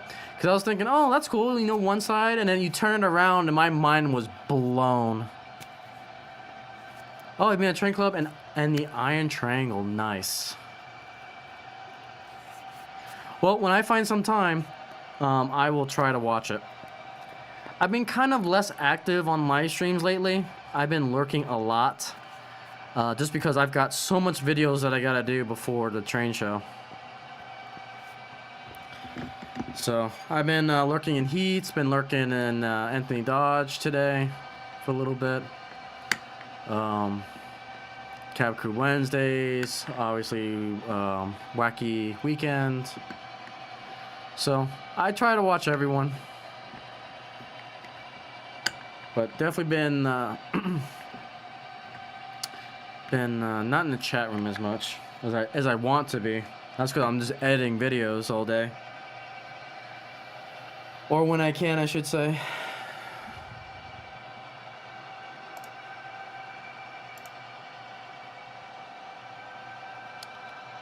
Posting videos, train club. Sounds like a good time. Yeah, I'll be at Samar tomorrow. They're doing the op session. I usually run my U50. Op sessions have been kind of interesting because I'm not sure if I want to continue recording those. because they are difficult, because I typically record a full 4 hours, and then editing down is a nightmare. So ops has just been challenging altogether.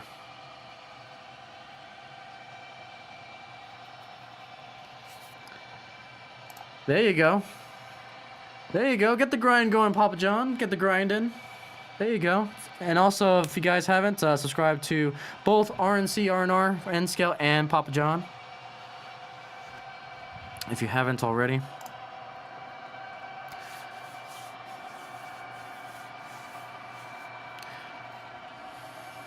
Again, we are unfortunately, you know, been learning more and more that we keep losing, you know, YouTube content creators on the model roading side, either by burnout or just, you know, we lost them in life. Or just, you know, family stuff has popped up. IRL's is demanding. So, the more the merrier. Keep this hobby alive. That's my #1 goal.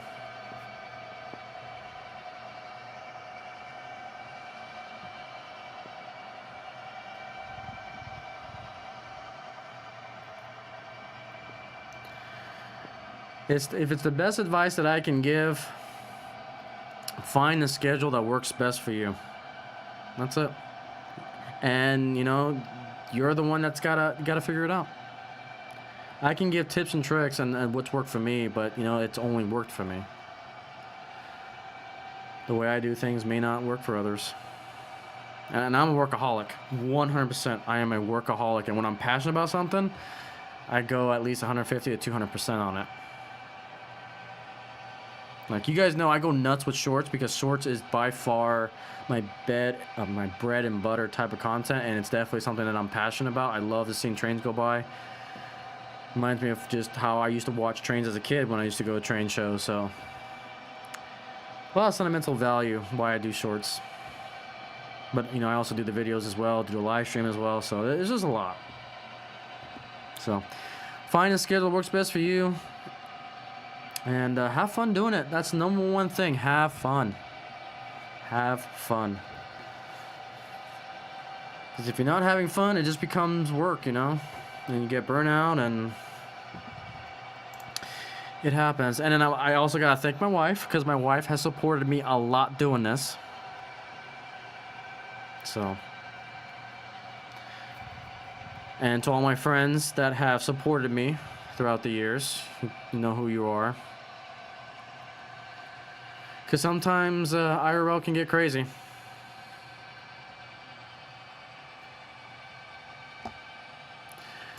Yeah, I hear you, Icey. Sometimes life just comes up.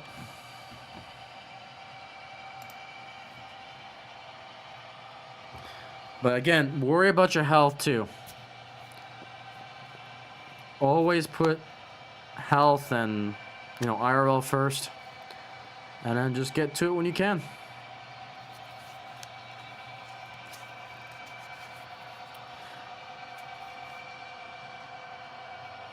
Because again, we need more ambassadors in this hobby, especially on YouTube. The more we can keep this hobby alive, the more we can bring the hobby to, you know, living rooms all across the nation, all across the world, really, because, you know, we do have international viewers.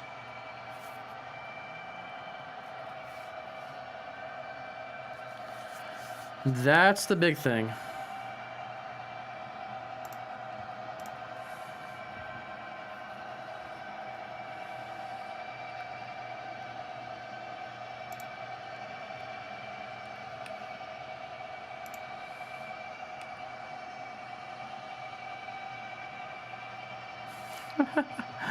Oh, these trolls. These trolls, I swear. That's great.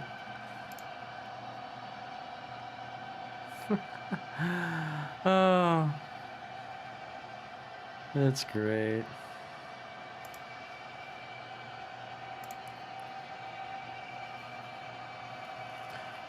Another reason why I like entertaining trolls is because of the interaction. YouTube loves the interaction, so it's like, okay, thank you for the interaction. I appreciate it.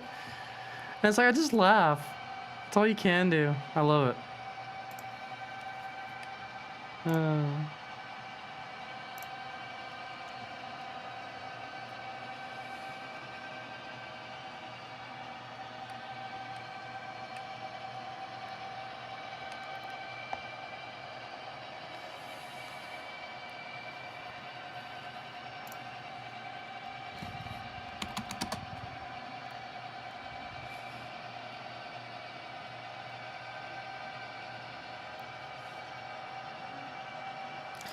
I'm not gonna give you more time.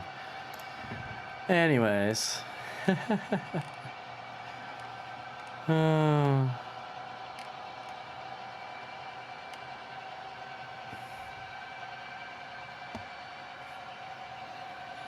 one you just posted made your day. Hey, if it makes you happy, man, I love that. I love seeing people being happy in what they do.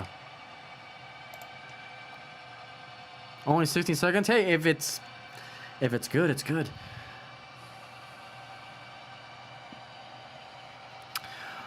Oh, the Acela with the Easy Track. Do it as a giveaway for your channel, Amtrak, when you get things going.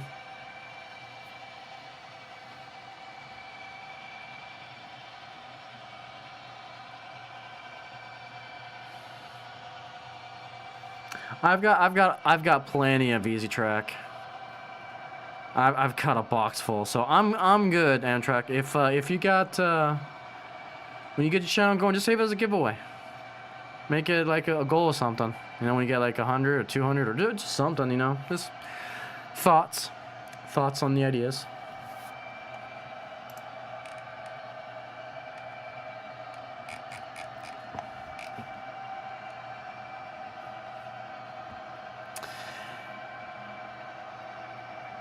Yeah, the Acela is really nice.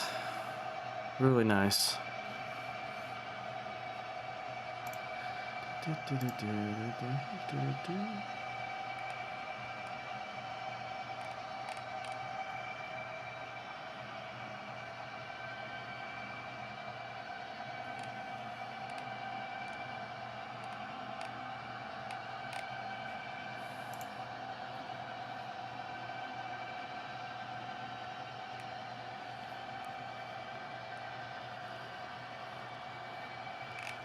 Yeah, because to be honest, I'll probably just go in a box if you give it to me, so someone else is probably less fortunate, so that's why I decided to do it as a giveaway.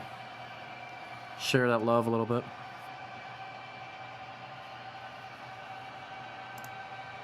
But I do appreciate the thought, my good friend. I do appreciate it.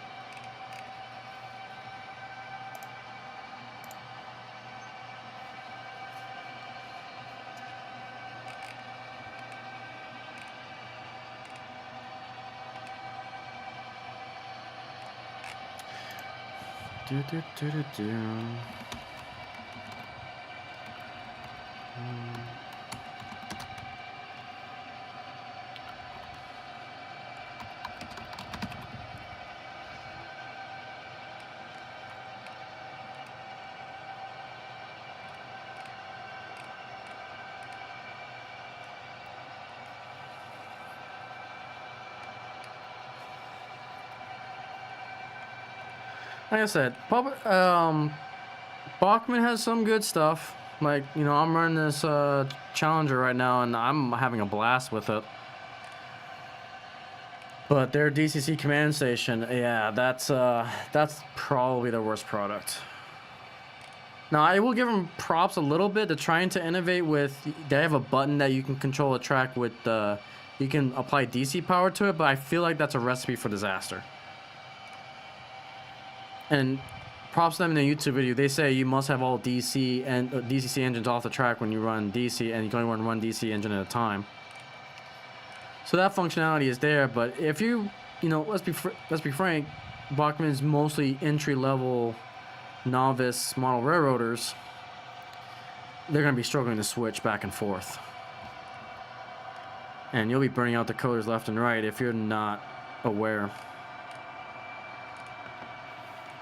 And you can say goodbye to that $400 BLI Paragon 4 or the $100 Bluetooth Lunamis.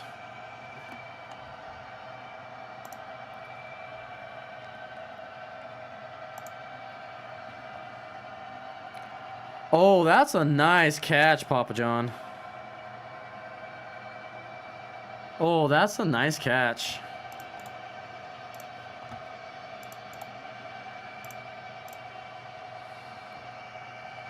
Yeah, you guys can check it out over on his channel.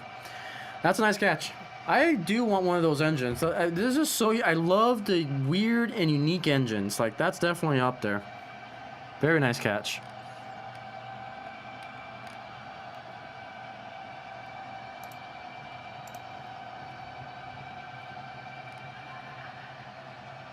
Yeah, so I'll have that Bachmann command station video out tomorrow. I'm going to try to record tonight, get it. If I have enough motivation, I'll try to get it out tonight after the stream. If not, I'll try to get it out tomorrow. Because I've got to do some research on different command stations. Because for $265 for the Bachmann station, man, that's rough. That's rough. For something that doesn't program, doesn't have computer access, like, it's... The more I think about it, the more and more it makes me mad as a customer. But again, that's one man's opinion. If it works for you, then it works for you, but look into other systems first.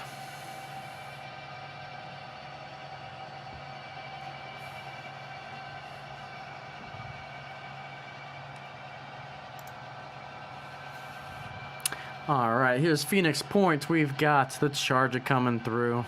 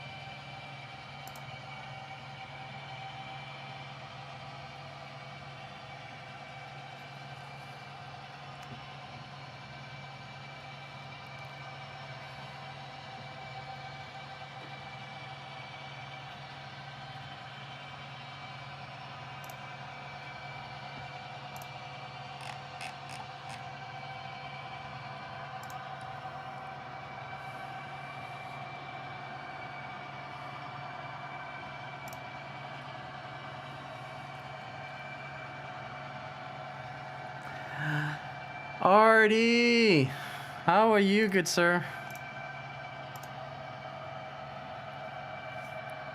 I hope you're doing well. I hope you're doing well.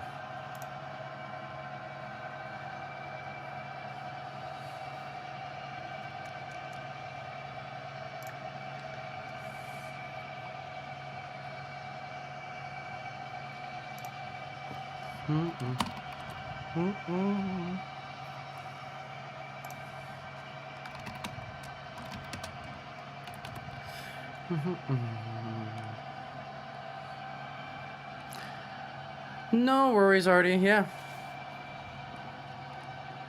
No worries. We're just kind of chilling right now, feeling the mood of watching the train go around. For those of you who don't know, Artie is our Australian friend in HO scale. So feel free to shoot him a subscription as well. Awesome creator.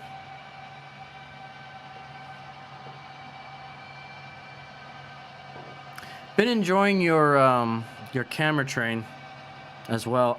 I am a sucker for camera trains. Let me tell you.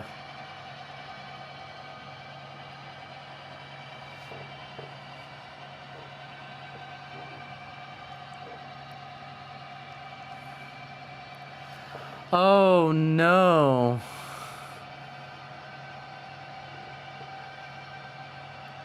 Are you just freelancing your layout, or did you actually like design it in a program?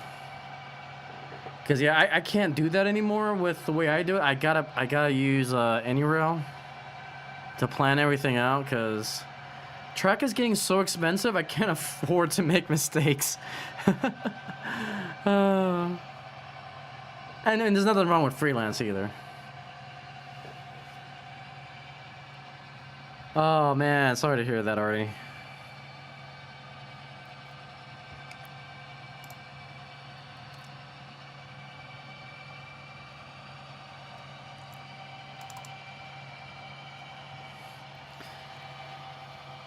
But yeah, Amtrak is so slow because I'm controlling it. Oh man.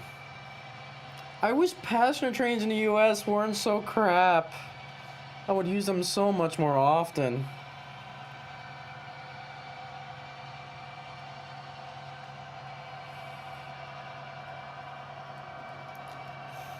Yeah, my camera trains are a lot expensive. Let me just tell you. They are expensive, but for what I want on paper, okay, yeah, that's true. There's nothing wrong with old school. I stand corrected. Yeah, you got old school. So if you want to know what I use, it's a little bit expensive. It took me a while to get these. But what I use for my camera trains, I use these guys. These are the Runcam 5s. They go up to 4K. And I like them because when you press the button, you can see the light flashing, meaning that it's recording. And you can use the micro SDs and all that. They last pretty good on 4K. Again, they are pricey, but it's worked for me. So that's what I use for all my trains. I think it records at 4K 30 FPS. And they're a little wide for a normal gondola car. You gotta use a normal flat car for them. And what I did with mine is I put a depressed flat car, put Velcro on the bottom of this camera and onto the flat car itself, so that way it doesn't move around. So that's what I use. And then if you really want to go crazy, I'll show you my 360 camera that I use. I gotta thank Heath for this one. Because when he was talking about the Insta360, the light flashes when you record. So when you press it, the green light flashes, indicating that it is recording. And then when you press it again, the green light stays on for when you're not filming. Another thing to note about that camera too is that you gotta have a phone, because the phone comes with an app. I know you're not a fan of apps, so it may be a slight downside. Hang on, Artie. This one will for me. Let me show you. Where is it? This guy. So I bought the Insta360 4K, and it fits on Samra's layout, which does have tunnel. If you watch one of my 360 videos, it goes through tunnels just fine. Again, pricey, but if you want that 360 footage, I absolutely love it. Matter of fact, hang on. Let's I'll show you. Matter of fact, I'll just show you. I'll show you a 360 video that I've got.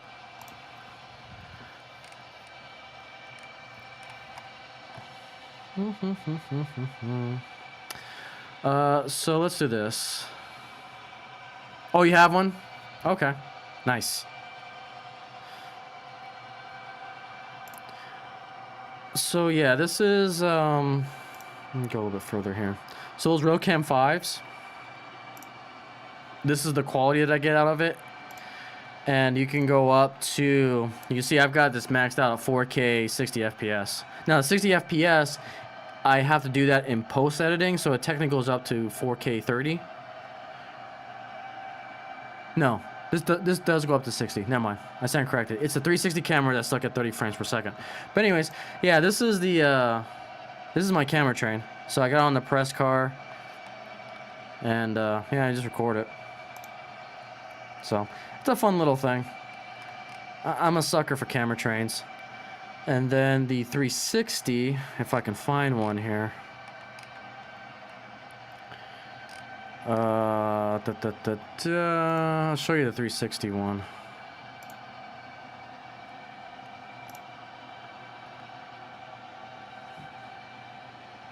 Yeah, and it is a downside. You gotta use your phone. Yeah, so it may not work for you.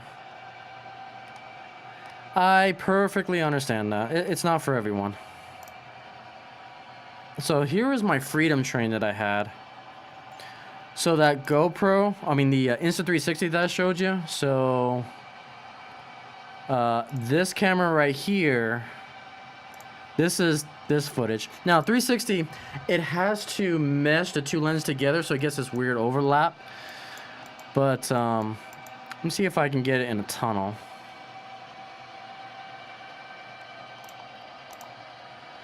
Yeah, so right here, here's a typical NMRA standard tunnel using that camera. And yeah, it goes through just fine. So. And then we got this kind of bridge coming up. So there's the bridge right there. It fits through it just fine. So. Yeah, that's kind of the stuff I do.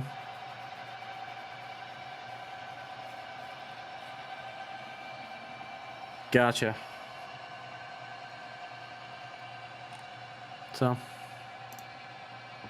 yeah, that's what I use. It was too long. Was there? Wait a minute. YouTube has a limit? Well, let me say that again. YouTube does have a limit, but I think it's 8 or 9 hours is the max video I think you can have before you gotta start breaking up into parts.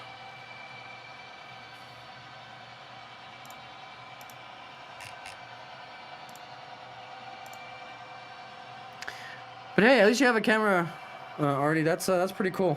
I look forward to more videos because like I said, I'm a sucker for camera train videos.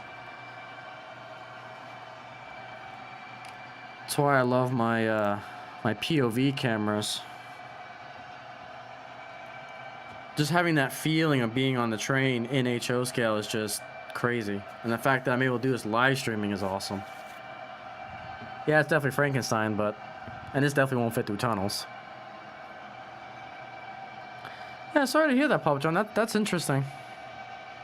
But yeah, it is one caveat. Those cameras require a phone for a phone app. I'm not a fan of it either, but I love the results I get. So.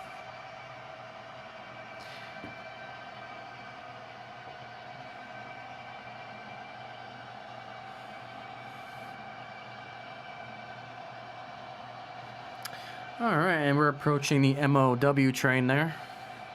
The maintenance away. That'll probably be my next project. Oh, that's right. Yep. You gotta get verified. And I think you gotta get verified to make custom thumbnails if I remember correctly. Yeah. That's right.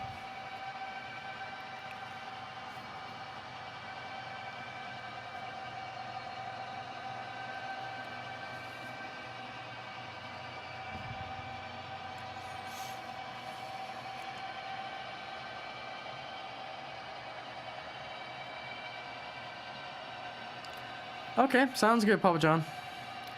Sounds good.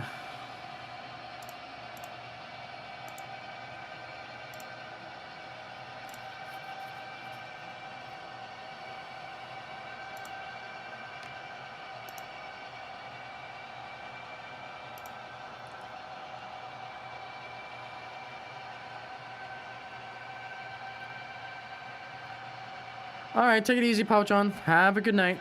Thank you so much for dropping by.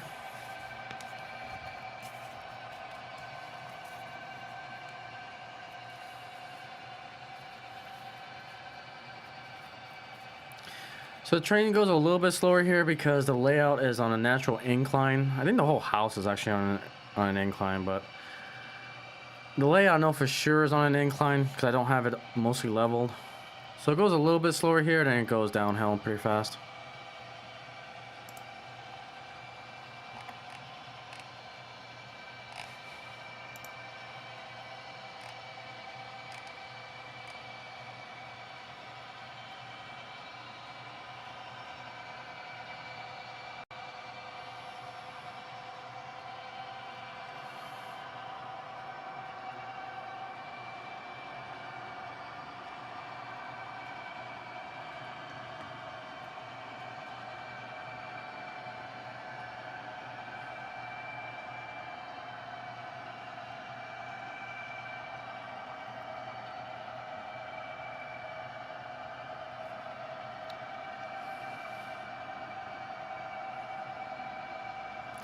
A quarter of an inch. Holy crap. That's crazy. I mean, it's only a quarter of an inch, but that's actually pretty significant. When a house sinks. Oh my goodness.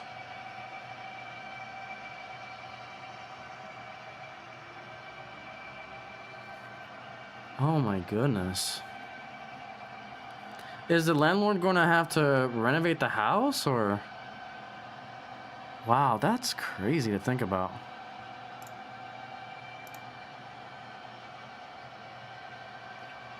I would imagine you'll start seeing some cracks because I know this house has some cracks because it's on clay, so every house, just one end, okay.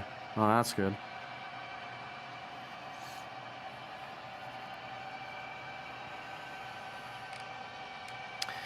Man, that's not cheap either. Because you're talking floorboards. Hopefully the foundation didn't shift because that's a whole nother animal in itself. Oof. Yeah.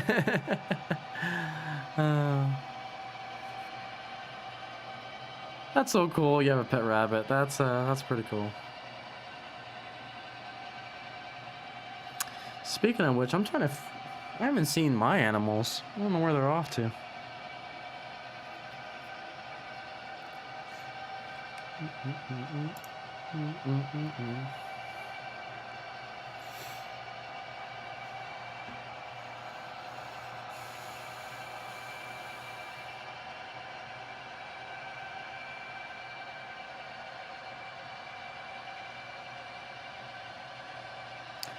Oh, it's on piers. Okay. Gotcha. Gotcha. Well, that's good.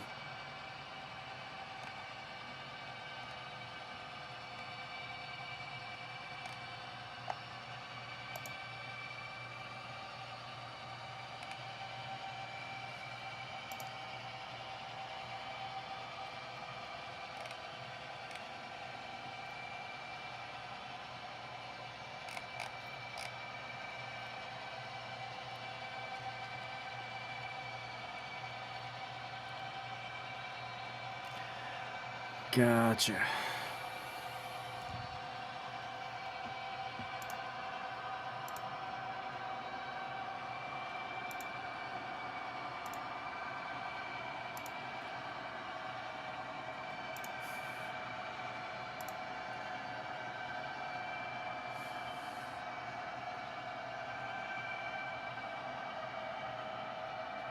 Okay, yeah, I'll look into it.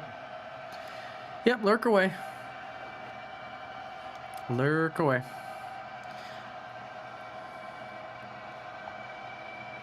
Let's see here. Let's go back to the 180 camera. Haven't had a good rail shot here. There's our Bachmann ALC charger.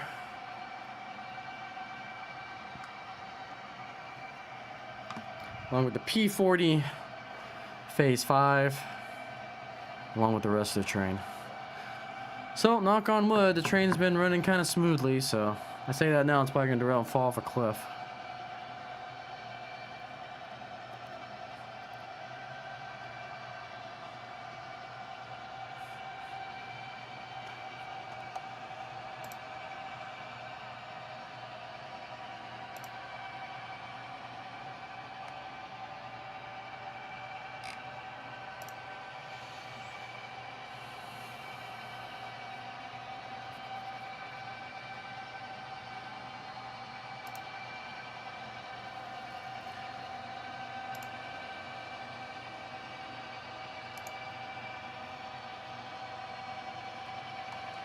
Okay, let's go back to all the cameras.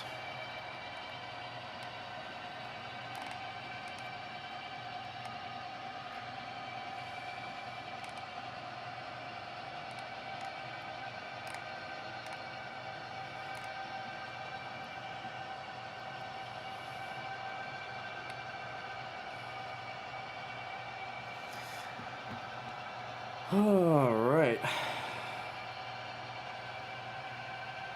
Nah, the bunny rabbit is awake. Every time I think of bunnies, I think of Monty Python and the Holy Grail scene. I need to watch that movie again. It's been a while. The bunny is awake. Oh, that's great. That's great.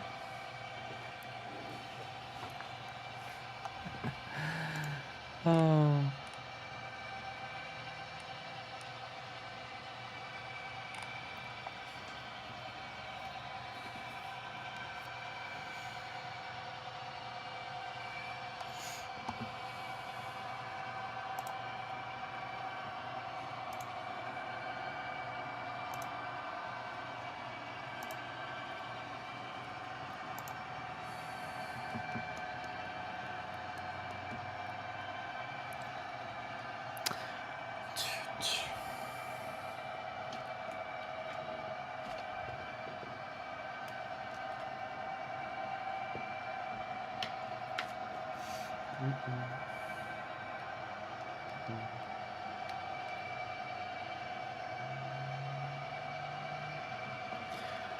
Alright, I think what I want to do... I think I want to turn off my ceiling fan for one. And then have another go at the drone camera one more time. And then we'll go from there. So give me a hot minute, I'm going to turn off my ceiling fan.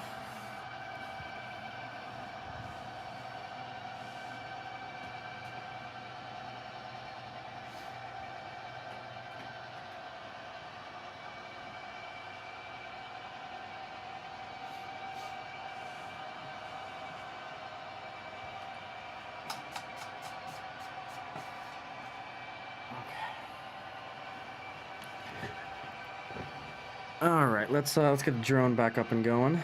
So, the more hours I get on this drone, the better practice I'll have. Okay, so let's go ahead and close that out. Let's grab the settings.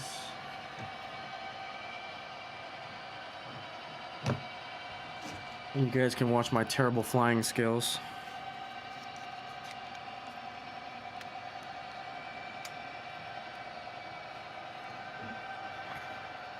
Let's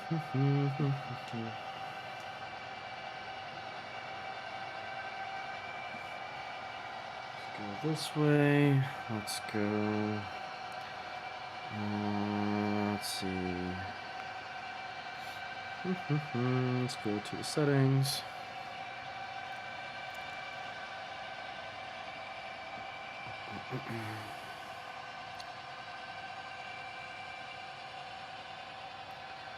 Let's grab this one.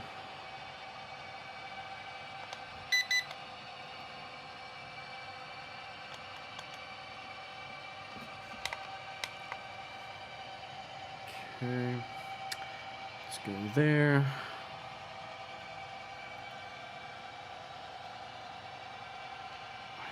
Enter device. Awesome. All right, let's do this.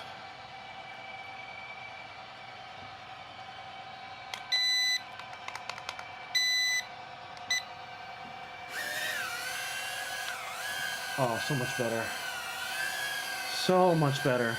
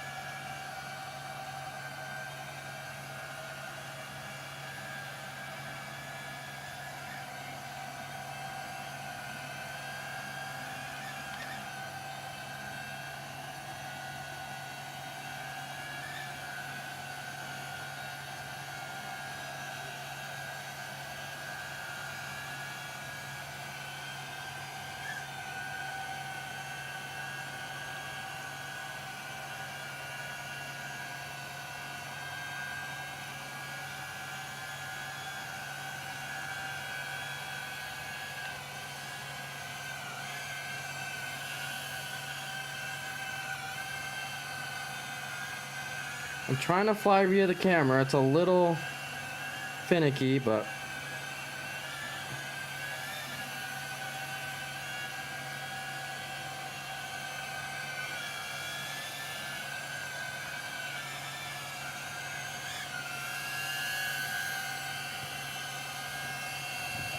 we're doing it.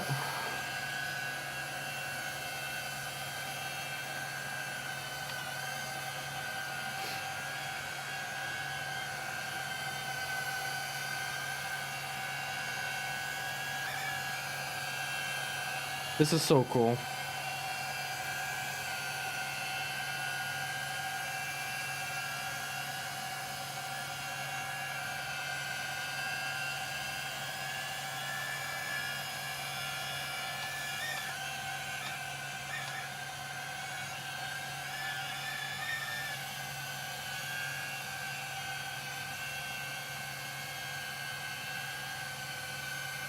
Slowly getting the hang of this.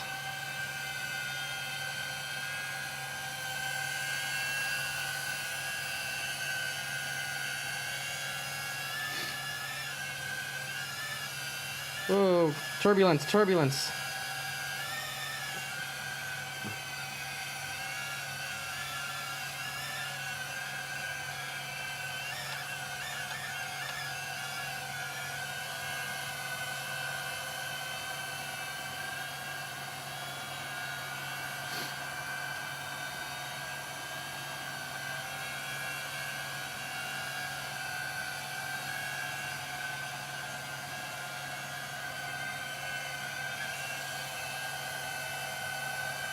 Well, I'm getting a little bit better at it.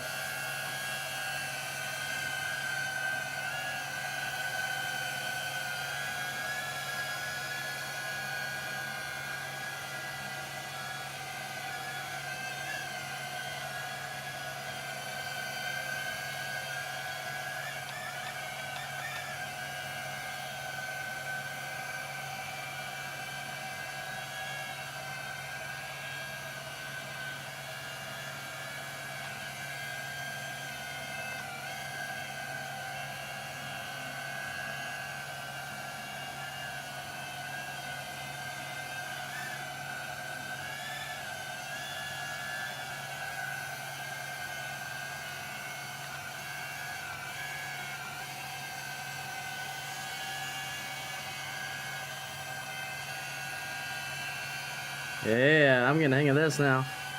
Look at this.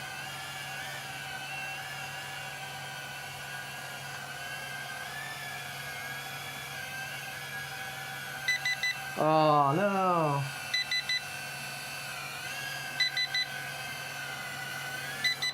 All right. I'm getting better at that. I'm starting to, again, looking at the video feed, I'm starting to understand the lag. Like, there is a noticeable amount of difference in the lag, but I'm starting to understand how to adjust for it. So that way it doesn't get too crazy. But that is our second flight in the camera drone.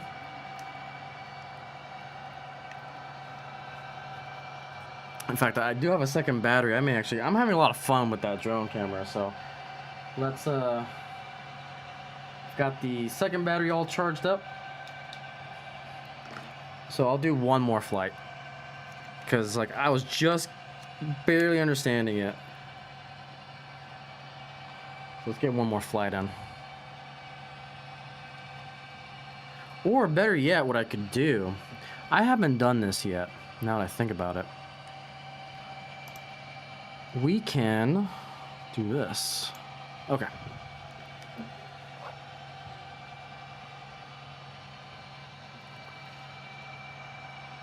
Because I haven't attempted this view yet.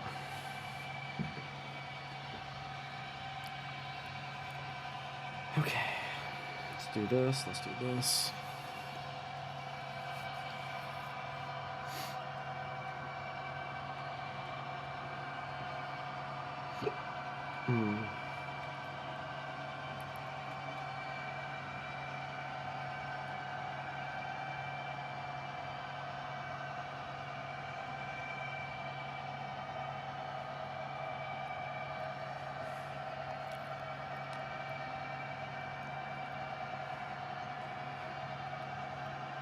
Alright.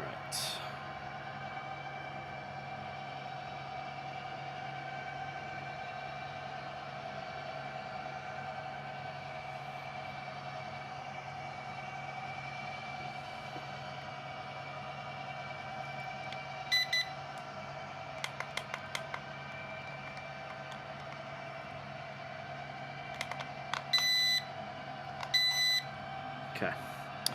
So let's do this. Let's add the camera. No, let's not do, come on. This one, yes. So I will maximize this one here. And that way at least have the other train camera perspectives.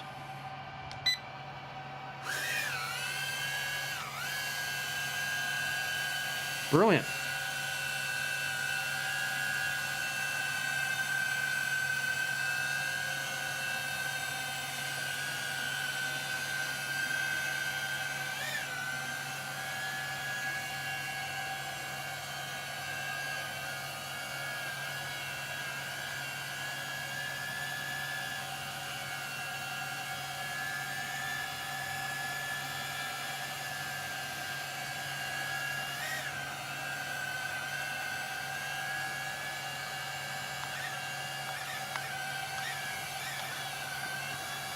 Oh, hello, wall.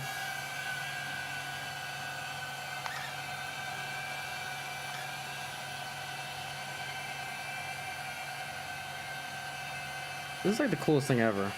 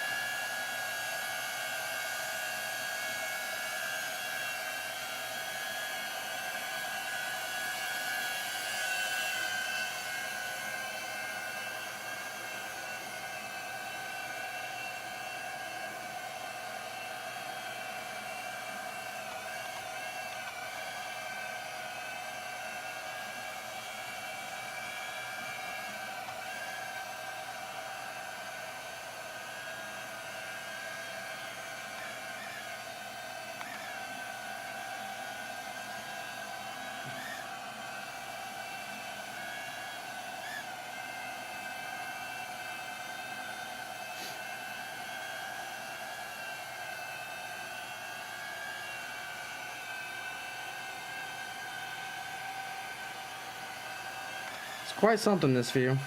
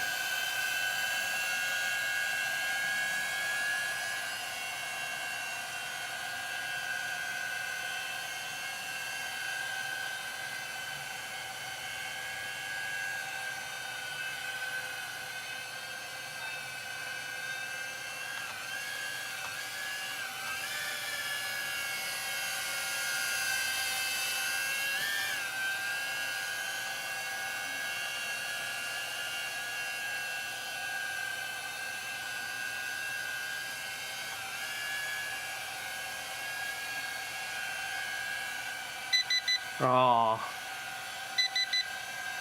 Alright, time to land.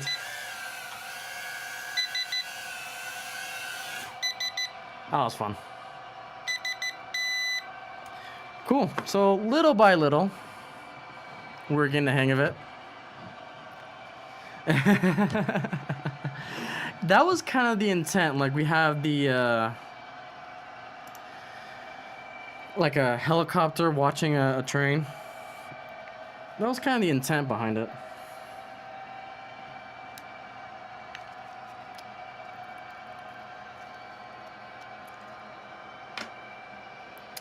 Yeah, I'm a big fan of this little drone. It works.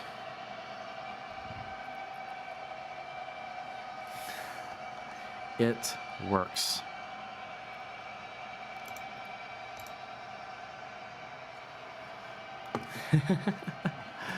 uh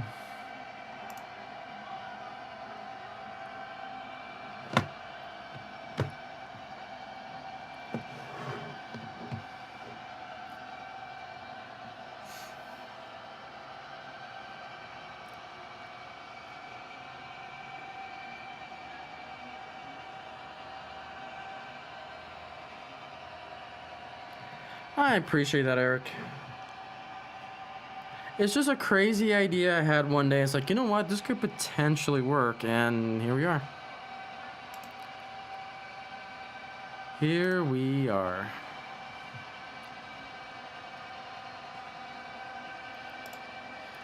Alright, I'll get you guys back on the California Zephyr.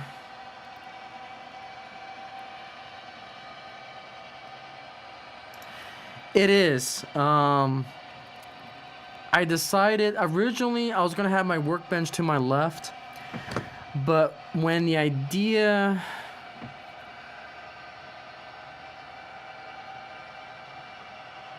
oh yeah, probably for the both of us then. Yeah, a lot of storage space kind of opened up for myself as well, but with the idea of having the drone kind of flying around, I decided to move all my workbench equipment to another room and free up some space on the layout. I eventually want to get the presentation of the layout a little bit more cleaner.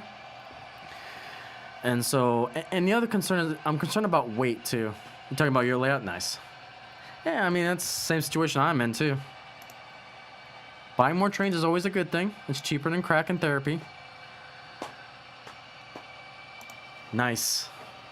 Always having space is a good thing.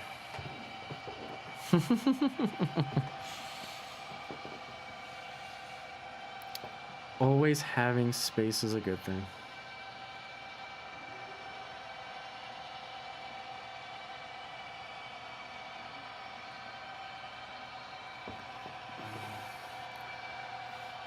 One of these days I'll stop hunching over like the freaking Notre Dame.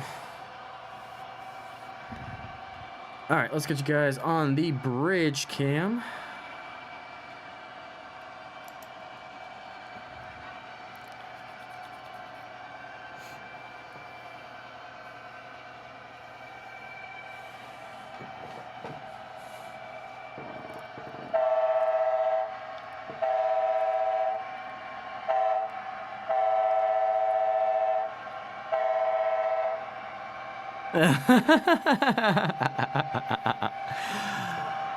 Oh, Artie.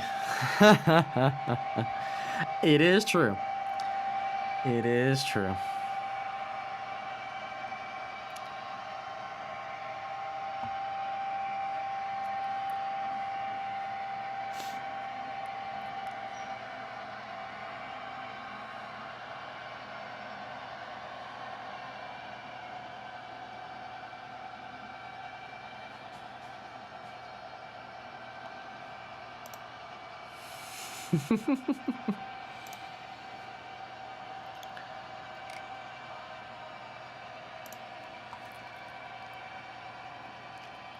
Let's get you this for you. Trains always win, even in real life.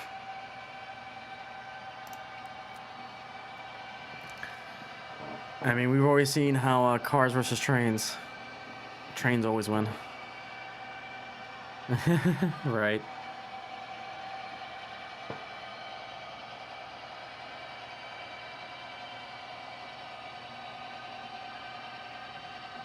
Hey, welcome back, plumber.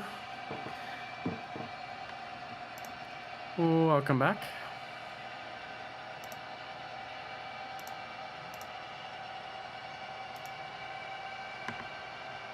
Well, welcome back. We just finished our 2 runs of our drone. So it is back to charging the batteries for the drone.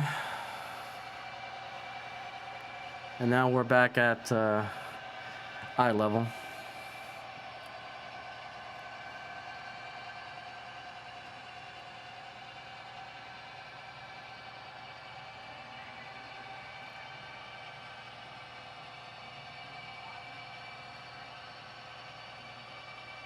I feel like this camera's a little tilted. I'll probably fix that after the fact.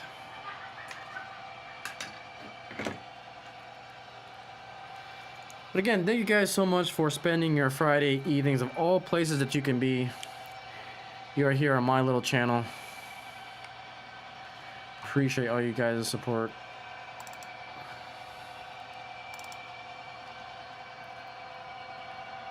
Let's see, let's get you guys on this view. Now, this camera I am going to move. I'm not sure exactly where I'm going to move it to yet, but this view is becoming a little bit obsolete for me. The plumber, if you do want one of these train rolls having a sale, that's where I got this one from. I think I got mine for like $260. When I saw that sale go down, it's like, yep, yes please. Because I've always wanted one of these. They are nice.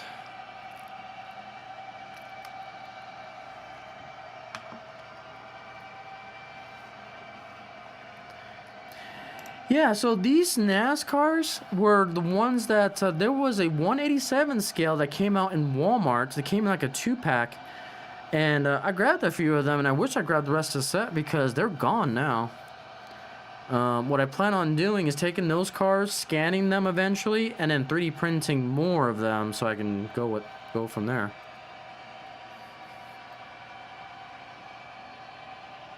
So we'll get there eventually.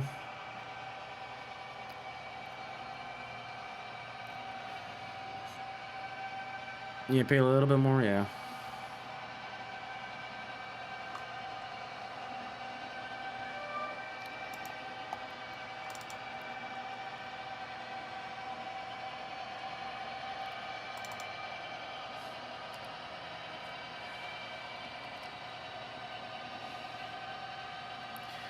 But yeah, for being a Bachmann, it is really, really nice. And when they put the TCS wow sound decoders in there, oh man, it was the icing on the cake for this thing. Like, I am really satisfied with this decoder. If I remember correctly, I think they are, Artie. I have to look at it again. It's been a while since I looked underneath these cars.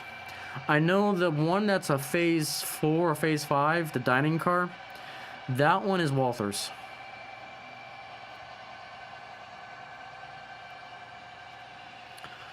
Oh wow, from Roy, nice.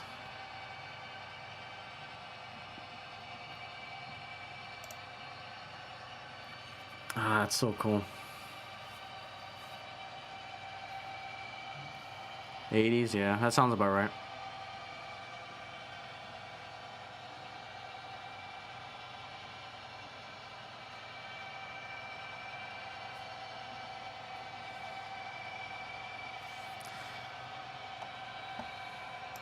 Yeah, I believe it. I'm a fan of TCS. They're good. They're good decoders. They are good. In fact, I gotta buy a TCS decoder because I need the smallest one that they offer because my SD45 needs a small decoder to fit in. So, yeah, I'll be getting a decoder soon.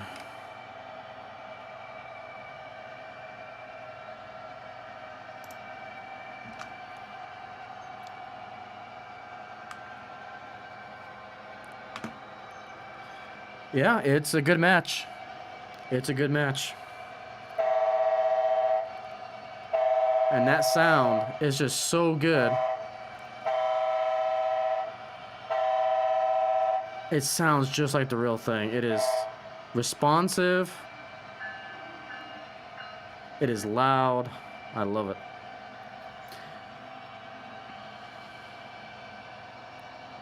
Yeah, I'm kind of in the same boat too. Those small TCS decoders are really good. And trying to put Keep Alive, oh good God.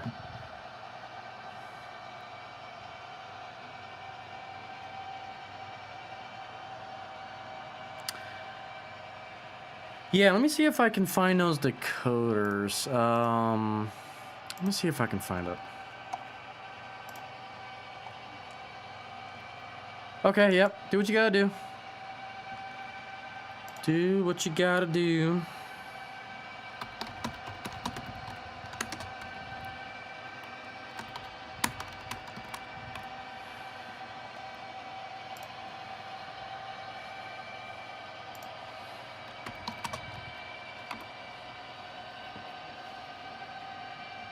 Let's see, TCS.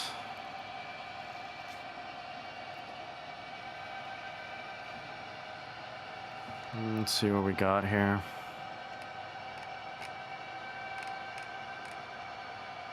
Oh, goodness. Can I show... show in stock, maybe? You know what? No, let me just go to the main website.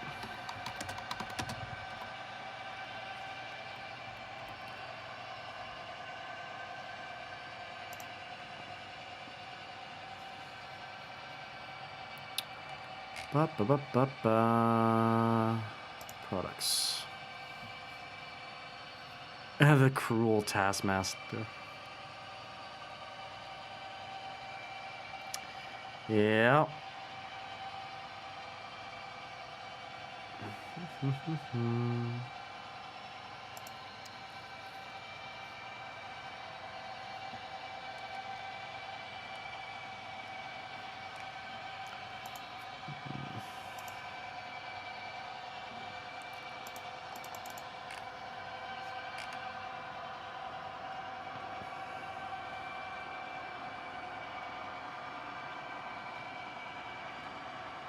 Yeah, I'll have to look for them later. I can't seem to find it right now.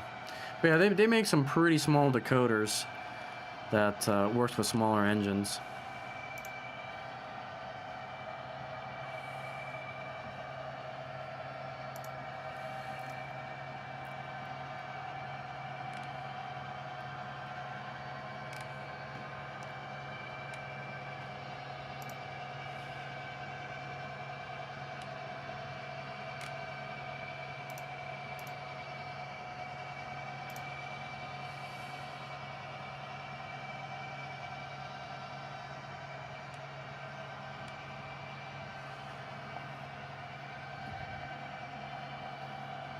Alright, let's get you guys back on board here.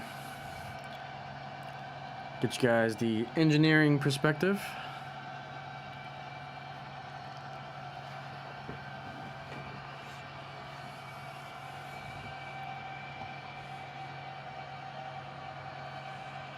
Yeah, I saw that on your Cab Wednesday. That was pretty cool. Kind of interesting that you put Bachmann track just to see how everything else was going to look. I haven't seen anyone do that, but it's actually a pretty good idea. And then what you could possibly do is like trace the outline of that Bachmann Easy Track, so that way you know exactly where your roadbed's gonna go. And yeah, that's a great idea. It's a great idea. Is there a particular standard for that modular? Is it NMRA, Fremo, or just a customized design?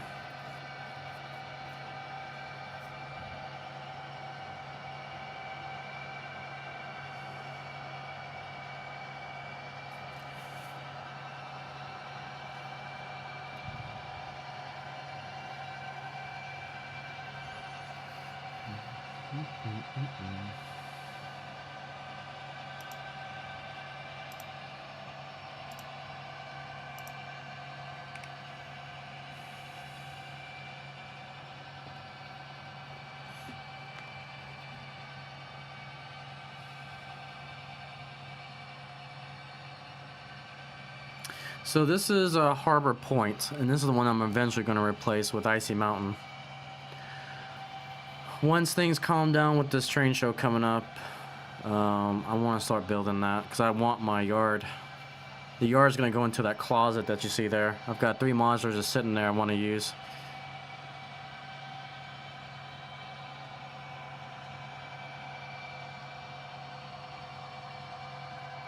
Oh, okay, so it'll be Fremo. So technically, in theory, and the box is going to say, interesting, nice.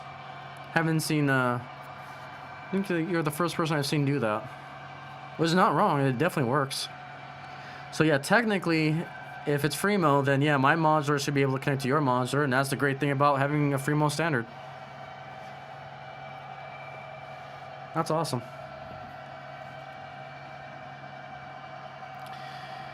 Yeah, so where Harbor Point is, it's eventually, let me kind of show you the game plan.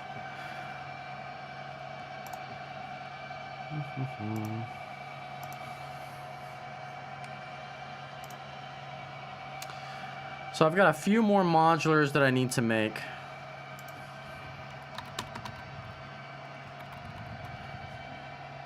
Videos. I haven't done any rail video in a while. So where Fremo's gonna go.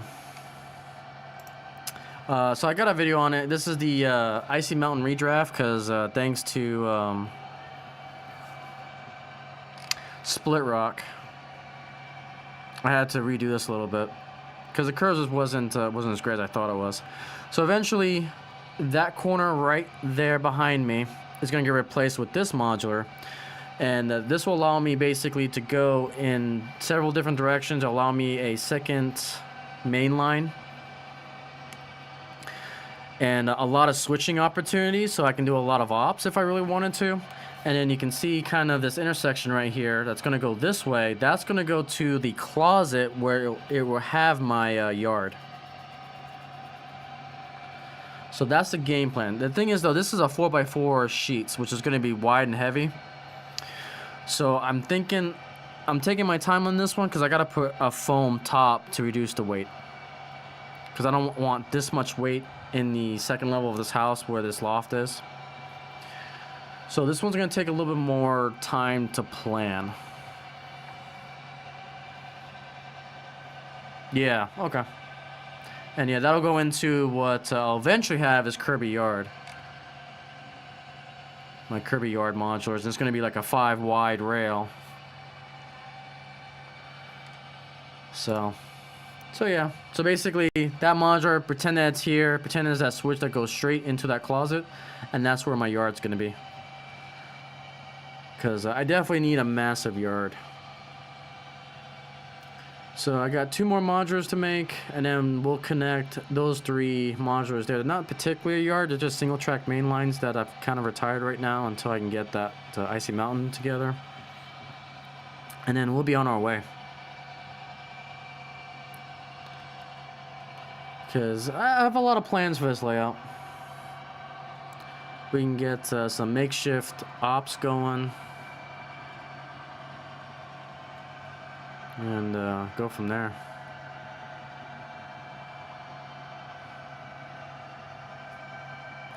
Exactly, yeah, exactly.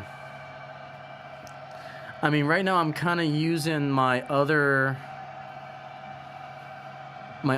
track there as massive sidings just to park other things.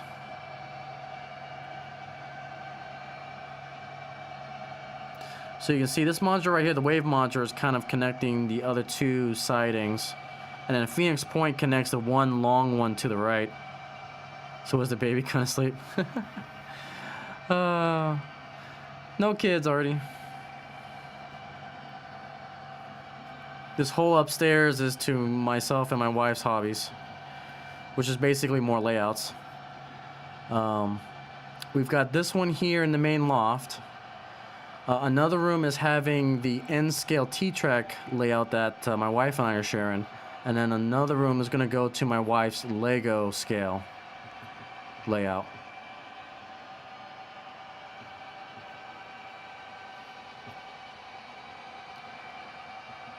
I'm kind of neutral on the subject. So, I'll just leave it at that. I'm a little kid at heart, so one's enough.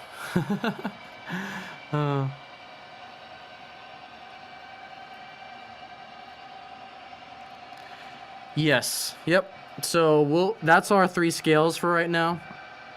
When I retire from this job and get my like forever home, my retirement home, I will go into G scale as well. I want my Shea G scale and my Climax and all that, and Heiser, my logging layout. But that's for another day. Yeah, fair enough, plumber. Fair enough. So yeah, my wife is 100% the Lego builder. She's building Middle Earth right now. I'll just leave it at that.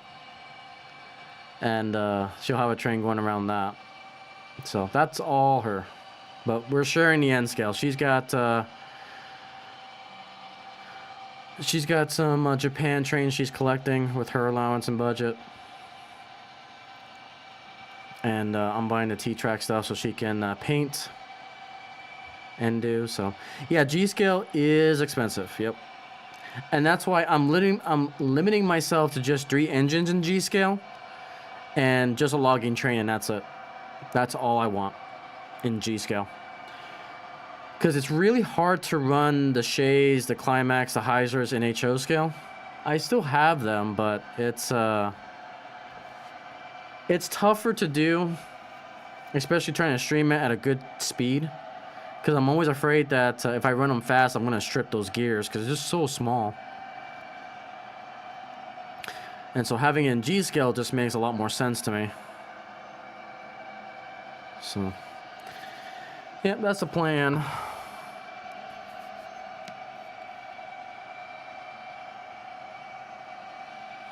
But slow and steady. Right now, the big focus is obviously HO. Because that's just the scale I grew up in.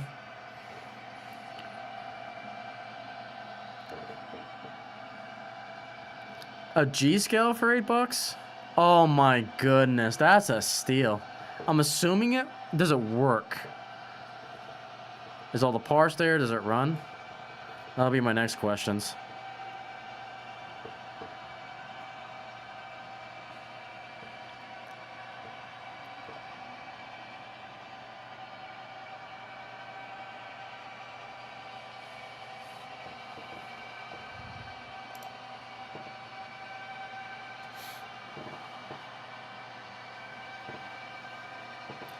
And funny enough, I think my first train was G, but it was like one of those very cheap Christmas trains in G that was battery powered, but it was still technically G scale. But my father got me. I was hooked on trains from that point, but then my father got me hooked on HO because he was collecting HO, and that's when we switched over to HO for the Christmas tree. And I remember my first train that I ever got was the first sets when they came out. It was the first Amtrak, Easy Track, Bachmann Spectrum train set that they came out. They came out with like 3 sets, and we bought the Amtrak one with the single level coaches. And we connected that with the Easy Track one around the tree, and I still need to get that in DCC. Like, I have the coaches. I just need to grab the diesel. I can't remember the name of the diesel, but it was their black and like gray diesel that came before. It was like 2 generations before the P40s. I know Rapido just had a whole mess of those come out recently, so I want to get myself a Rapido Amtrak diesel just to bring me back to my childhood a little bit and run that around and layout in the future. So that's where my roots started. And I still remember. Let me see if I can Google that set real quick. Amtrak Bachmann Spectrum set.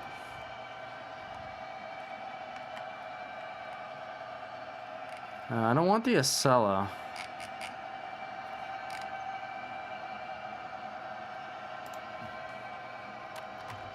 Was it in the 2000? Let's see if I can find it.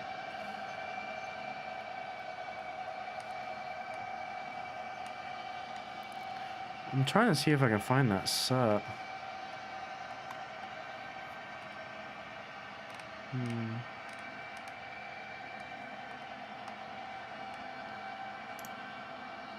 Yeah, it was one of these guys. That's the engine right there. It was the EMD F40 PH. So, and then came with this. It came with their. That was when they debuted their Easy Track system with their brand new Bachmann controller, and that DC controller was a tank. Really, really good. And we had that around the tree. I may end up doing a video on that because that takes me back.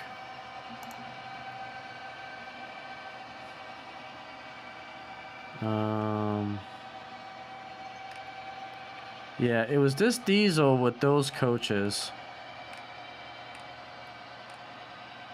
And then you got the Acelas. Right here. Boom. This is it. That's it right here. Yay, there it is. There's the childhood. That's it right there. Oh, this takes me back. Look at this. That's my childhood right there. So yeah, it was this brand new. It just came out. It was this easy. It was the Silver Series. There we go. And you had these different sets. And I've always wanted to get all the sets, but just, you know, never had the chance to. But we got that set on the far right with that diesel and that set. And then that was the first time they debuted the Easy Track system. And man, I loved it ever since. And it came with a brick of a controller. Oh no, this person's got it. Yeah, right there. That controller was a brick. It was so good, so simple. And that's what Bachmann does best, in my opinion, is the DC sets.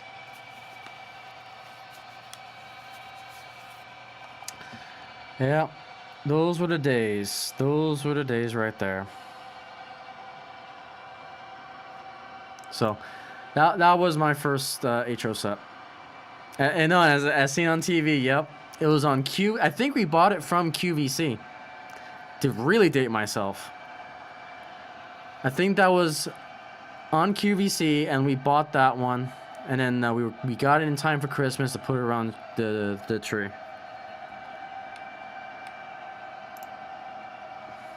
Yeah.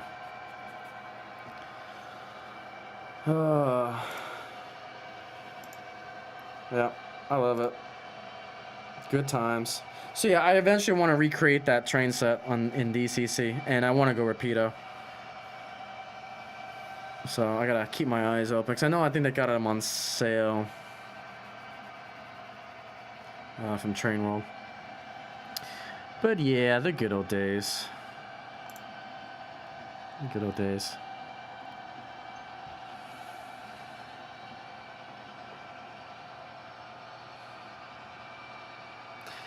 Yeah, yeah. It's stories like that that just makes this hobby so great.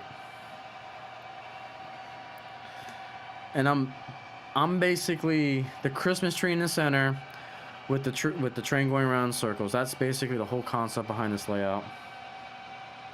So yeah, I've got the cars. Let me see if those are the same cars. I'm not sure if they are. Let me check. I may have the same cars.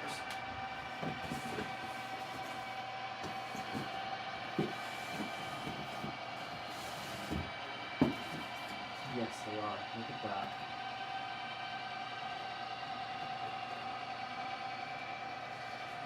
So I do. So I do. Yep, so I have the cars. I just need the diesel, and I've got it recreated. Obviously, these ain't the exact ones, or are they? They don't say Bachmann or anything on it. I think this is a Walthers, but it's close enough. So there we go. There's one. There's two. And there's three. So really all I need is that diesel and we'll be able to recreate it. I want to put these bad boys on the layout.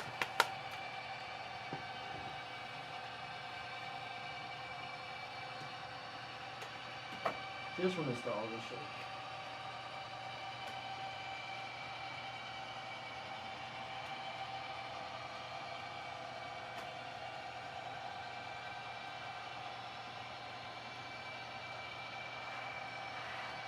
Now, it's supposed to have light in them, but I think the, no, they don't have light. Never mind.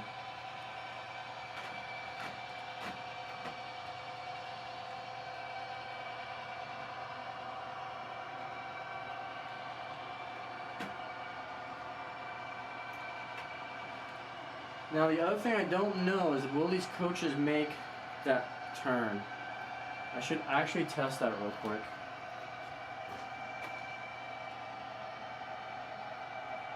Because I probably won't be able to run this.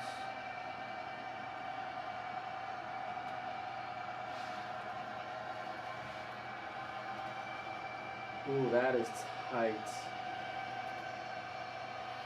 It's not derailing, but I can feel that friction.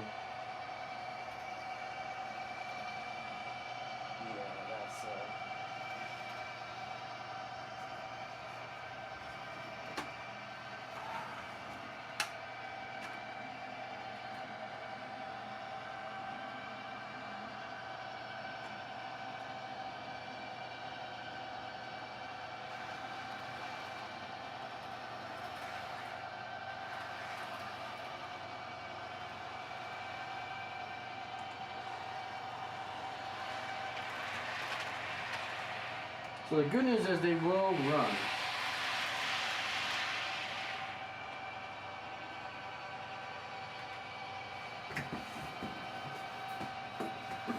Okay, let me catch up with you guys here.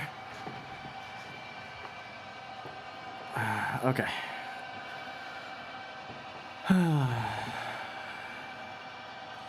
Oh man, Z scale. Oh, sorry, I thought I left you guys on all the cameras. My bad. Let's see. So yeah, Z scale. So my local train store here has Z scale, a ton of it. It's tempting to get in Z scale considering how much more stuff you can get, but it's just so hard to capture from what I've discovered. So Z scale is probably the smallest I'll go.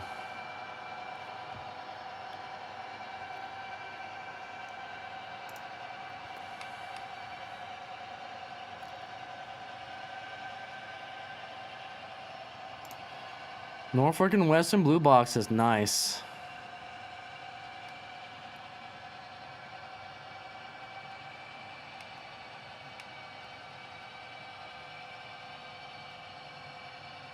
Yep. Gotta set those rules. Gotta teach them when they're young. Yeah, my father would not allow me to run any of the European trains that he had. He still has it.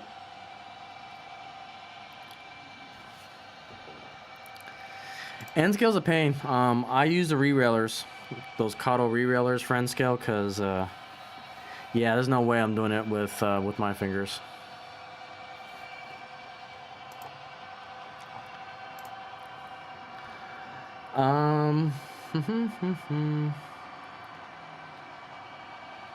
One day I'll figure out how to stream from my end scale layout. I gotta figure out how I'm gonna do that, but. Yeah, I gotta do another video for end scale. I got some more trains that I can capture.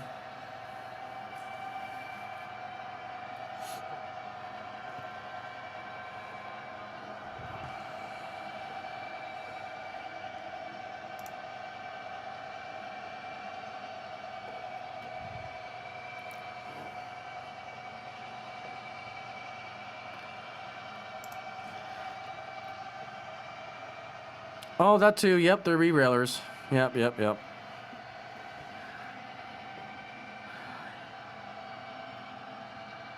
Yeah, I saw that, the plumber. Yep, the 3D printer ones. My 3D printer is too small. But in the future, I plan to print some. I don't think I have any of my 3D printed stuff on this table, do I? Rip.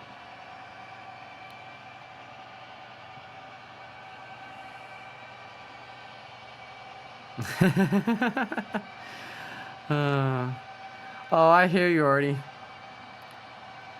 I hear ya. That's why when I can, I try to buy modulars. Like these corner modulars, this one right here is completely done. But the other ones, I had to do the wiring, had to do the track work. Obviously, I gotta do the scenery.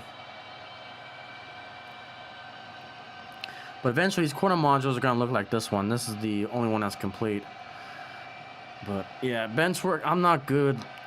I'm not good with bench work at all. I still gotta practice.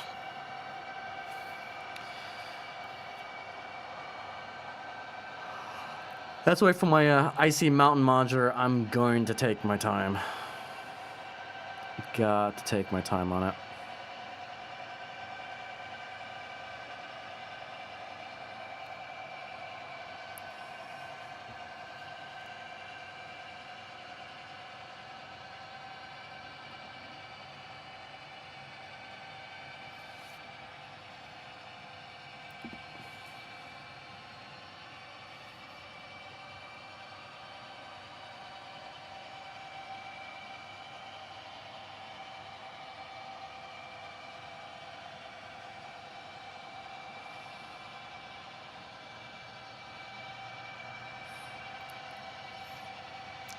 Oh, nice.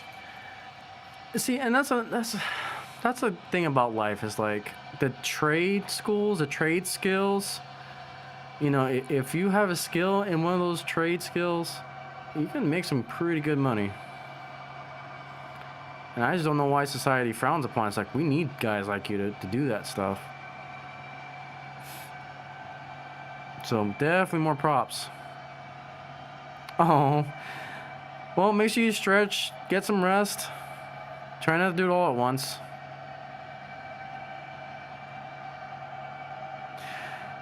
Oh, I have a 12-inch compound miter saw. It's not big enough, obviously, but I love that saw to pieces. I've always liked it when I was in shop in high school. It's my go-to.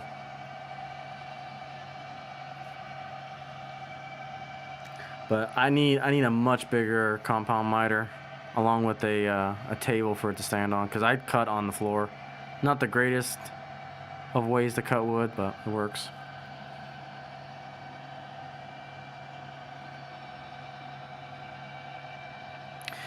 Yeah, what I'm gonna do for my layout, especially for this modular layout, I'm gonna attempt something. I'm gonna try to make modular scenery. So like for example, if I want a mountain, I basically just plop a mountain over, like, let's say this corner. So it's something that I'm toying with. But again, it's gonna be in the future. Or what I'll do is, since these modules are kind of small, they're only 12 inches wide, I can put another table, clamp it down, and just have a whole modular section just attached to the sides of these modulars. So I can interchange it as I please. So I'm really liking the idea of modular sections and modular scenery.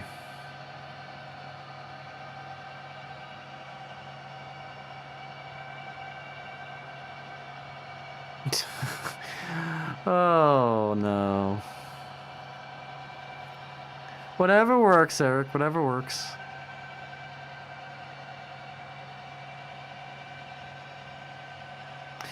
Yeah, houses and buildings, yep. Absolutely.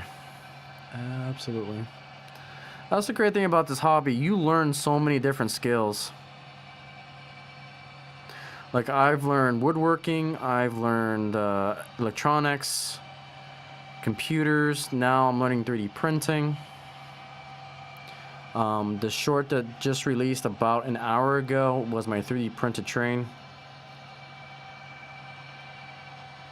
Yeah, exactly. It's like I'm not set in stone on one permanent layout. Again, that's why modular layouts fascinate me, because if I get sick of one straight, I can just swap it out. Like this straight that's coming up, the wave modular used to be the testing range modular, and I was able to swap it out, and we're good to go. So I've got ideas. And something else I was even contemplating doing. Steve Trouters gave me his flats, and what I would like to do is like put a particle board, a thin piece of particle board on the side of these modulars, so that way it gives me a backdrop, and I can also put flats on it. So that's another idea I'm toying with.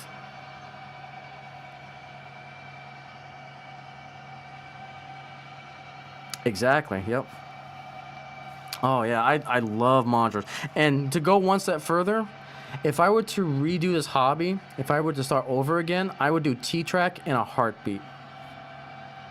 Because I love the idea that you can put these small little modulars on a foldable table and have a killer layout. Like, T-Track is probably the best thing that's happened to this hobby. One of the best things. I know there's a lot of other little things, but I love how the community around T-Track, they're more fantasy than prototypical. So you see some crazy T-Track modulars, from twisters to a nuclear explosion to Godzilla on a T-Track modular. It's just been so cool to see, and that really brought me into N-Scale. And like, I have 6 T-Track modulars right now that we got to finish painting, and then we'll have it from there.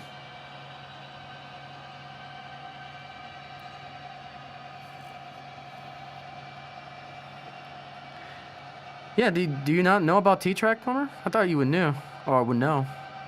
Oh man, T-Track's amazing. Let me go to one of my train show videos. It's so cool. And it's Kato. You use Kato track for the T-Track. That's their standard. To connect the modulars together. T-Track has pretty much combined everything that I love about N-Scale. You use Kato track, it's modular, and a lot of the T-Track modulars do a lot of fantasy stuff with them.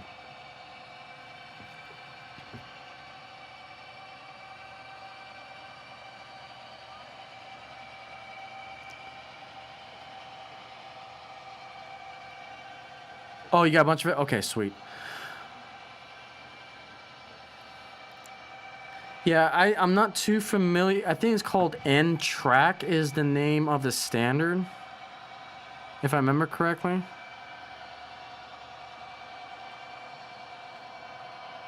Okay, Artie, yeah, do what you gotta do. Yeah, don't violate your city code there. So get what you need to get done.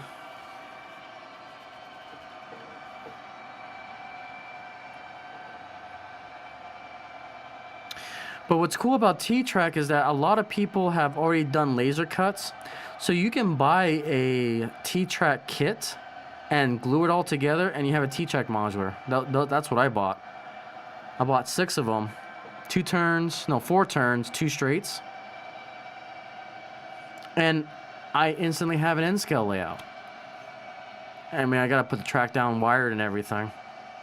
And a two mainline N-Scale layout. And what's even cool about T-Track, it gets even better, because if you design it in a certain way, I've seen layouts that they use like the inner circle for DC and use a giant outside for DCC. And if you're mature enough and understand not to put a freaking DC engine on a DCC track or vice versa, you can do some pretty cool things with that. Because that means the entry level is now stupidly easy. And that's why I think T-Track is really important for the future, because the entry level for it is just really cheap, relatively speaking to everything else.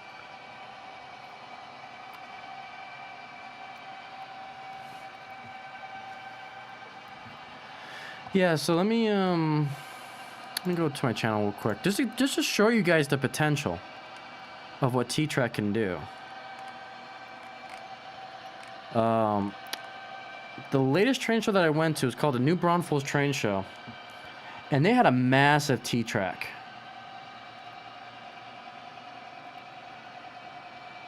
I just need to find it. I think it's near the beginning.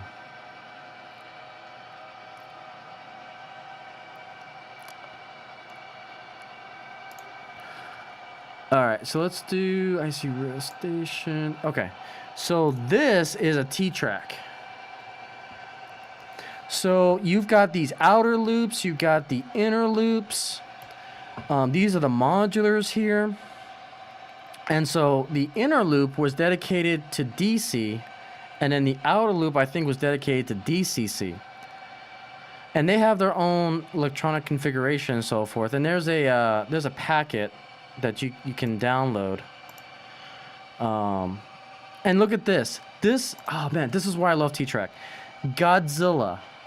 And if I remember correctly, this truck that's back here is like a tuna truck. A nuclear power plant. And it doesn't matter if you have DC or DCC engines, you just got to understand which rail line is which, and you can bring it and have fun. Like, I don't think HO has anything like this, or even comes close to this. I know they're trying to do T-Track and HO scale, hasn't really taken off yet. But I just love the fact that you can do stuff like this. And look, this is a slider bond, I think, in New Braunfels train show, or New Braunfels, Texas, and they made a miniature of it.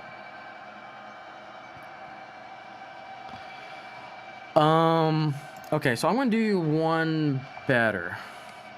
I'll do you one better, Plumber. Let me hang on. I'll save you some time.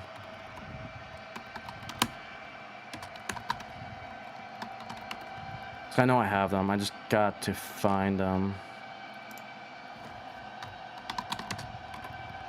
So give me a hot minute. That's right. T-Track, if I remember correctly, is part of the N-Track umbrella. If I remember correctly, yes, it's part of the N-Track. Okay, so I'll give you this website. So that's the umbrella. It deals with modulars and T-Track. So, N-Track, and then you go over here to T-Track, and then you get the T-Track standards. And then this basically gives you the whole PDF, modular size, height, how to wire everything, the different types of modulars that you can have for T-Track. It's a great, I absolutely love it. Okay, and then let me get you one more website that I like. Give me a hot minute, I'll get you that link. Midwest Models, that's where I want to go to. Midwest Modular.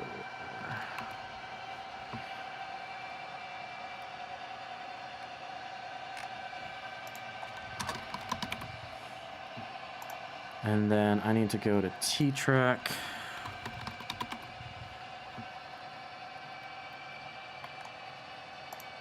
I'm gonna see if they still have some available. Yes, they do. Sweet. And then I want to go to here. Now, depending on what your budget is, MidwestModelRailroad.com has the T-Track sections. If you don't want to build your own. So these are the ones that I bought. So those are the straights. And these are the turns. It's that simple. It's crazy to think about how simple T-Track is compared to some like these modulars that I built. So that should get you started, or just in your research. You can do what works best for you, or for anyone for that matter. If you really want to dive into T-Track, I think they came out with a new product that you can have a backdrop. Yeah, so they got these backdrops on the back, and this is kind of something I want to do for my modulars. Have this piece of wood back here that you can actually put like building flats or some scenery and so forth. That's what I want to do with these modulars here to give me that scenic backdrop to do like videos and shorts and all that stuff. So, but yeah, you just need the boxes, yeah. Yeah, it's stupidly cheap compared to HO. Yeah, I'm a big fan of T-Track.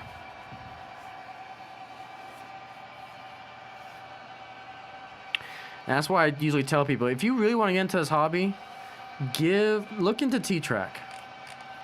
Because you can have your own personal layout at home, or you can just disconnect a section of it and take it to a show.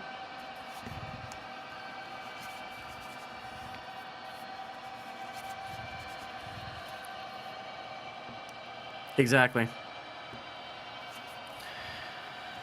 Yep, exactly.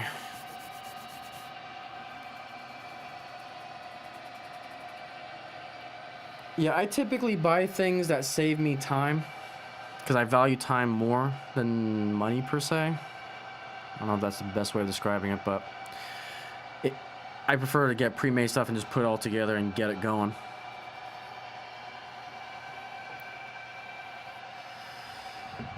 But yeah, I'm a big fan of T-Track. That's a nice little tangent. Nice little tangent.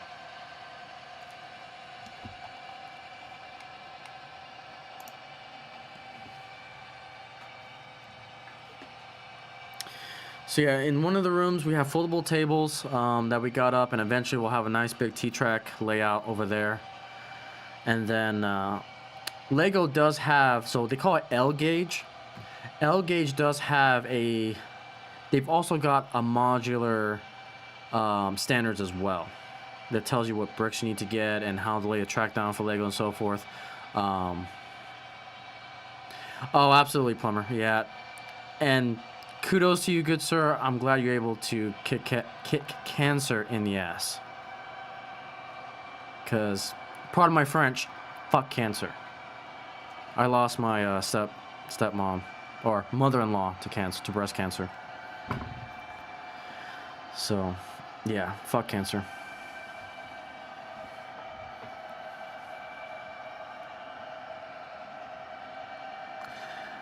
Alright, Eric, thank you so much for hanging out with us. I'm glad I was able to get your mind off of things. I'm probably going to call it here soon myself. I'll probably do one more lap here on the camera train, and we'll call it a stream. I think this has been quite a long stream, about 3.5 hours. Not bad. Not bad at all.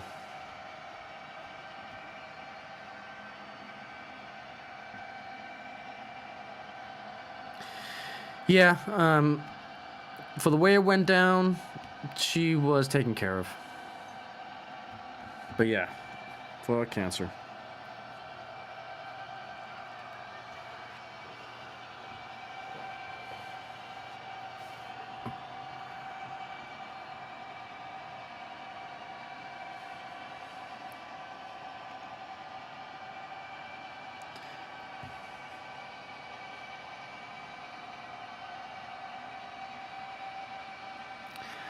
All right.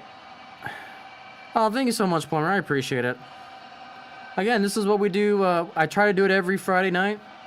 The second Friday of the month, I can't do the stream because Samra has a general meeting that I'm a part of, so I go to that.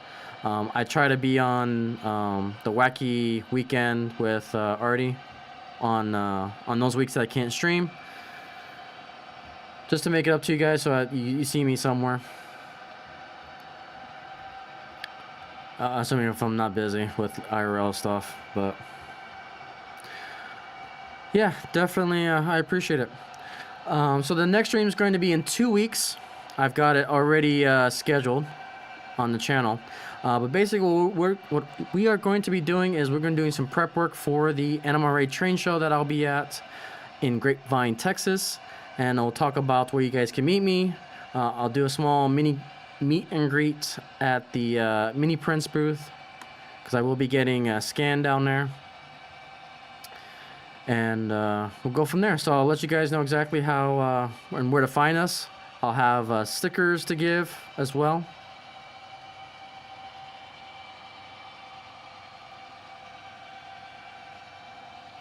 Yep, I'll probably be lurking already tomorrow, but I'll definitely be there. I'll be chatting. I've got too many videos to set up before the train show.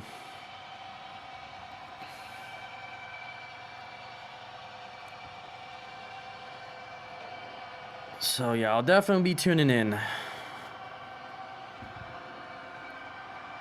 And I'll probably hop on next Saturday.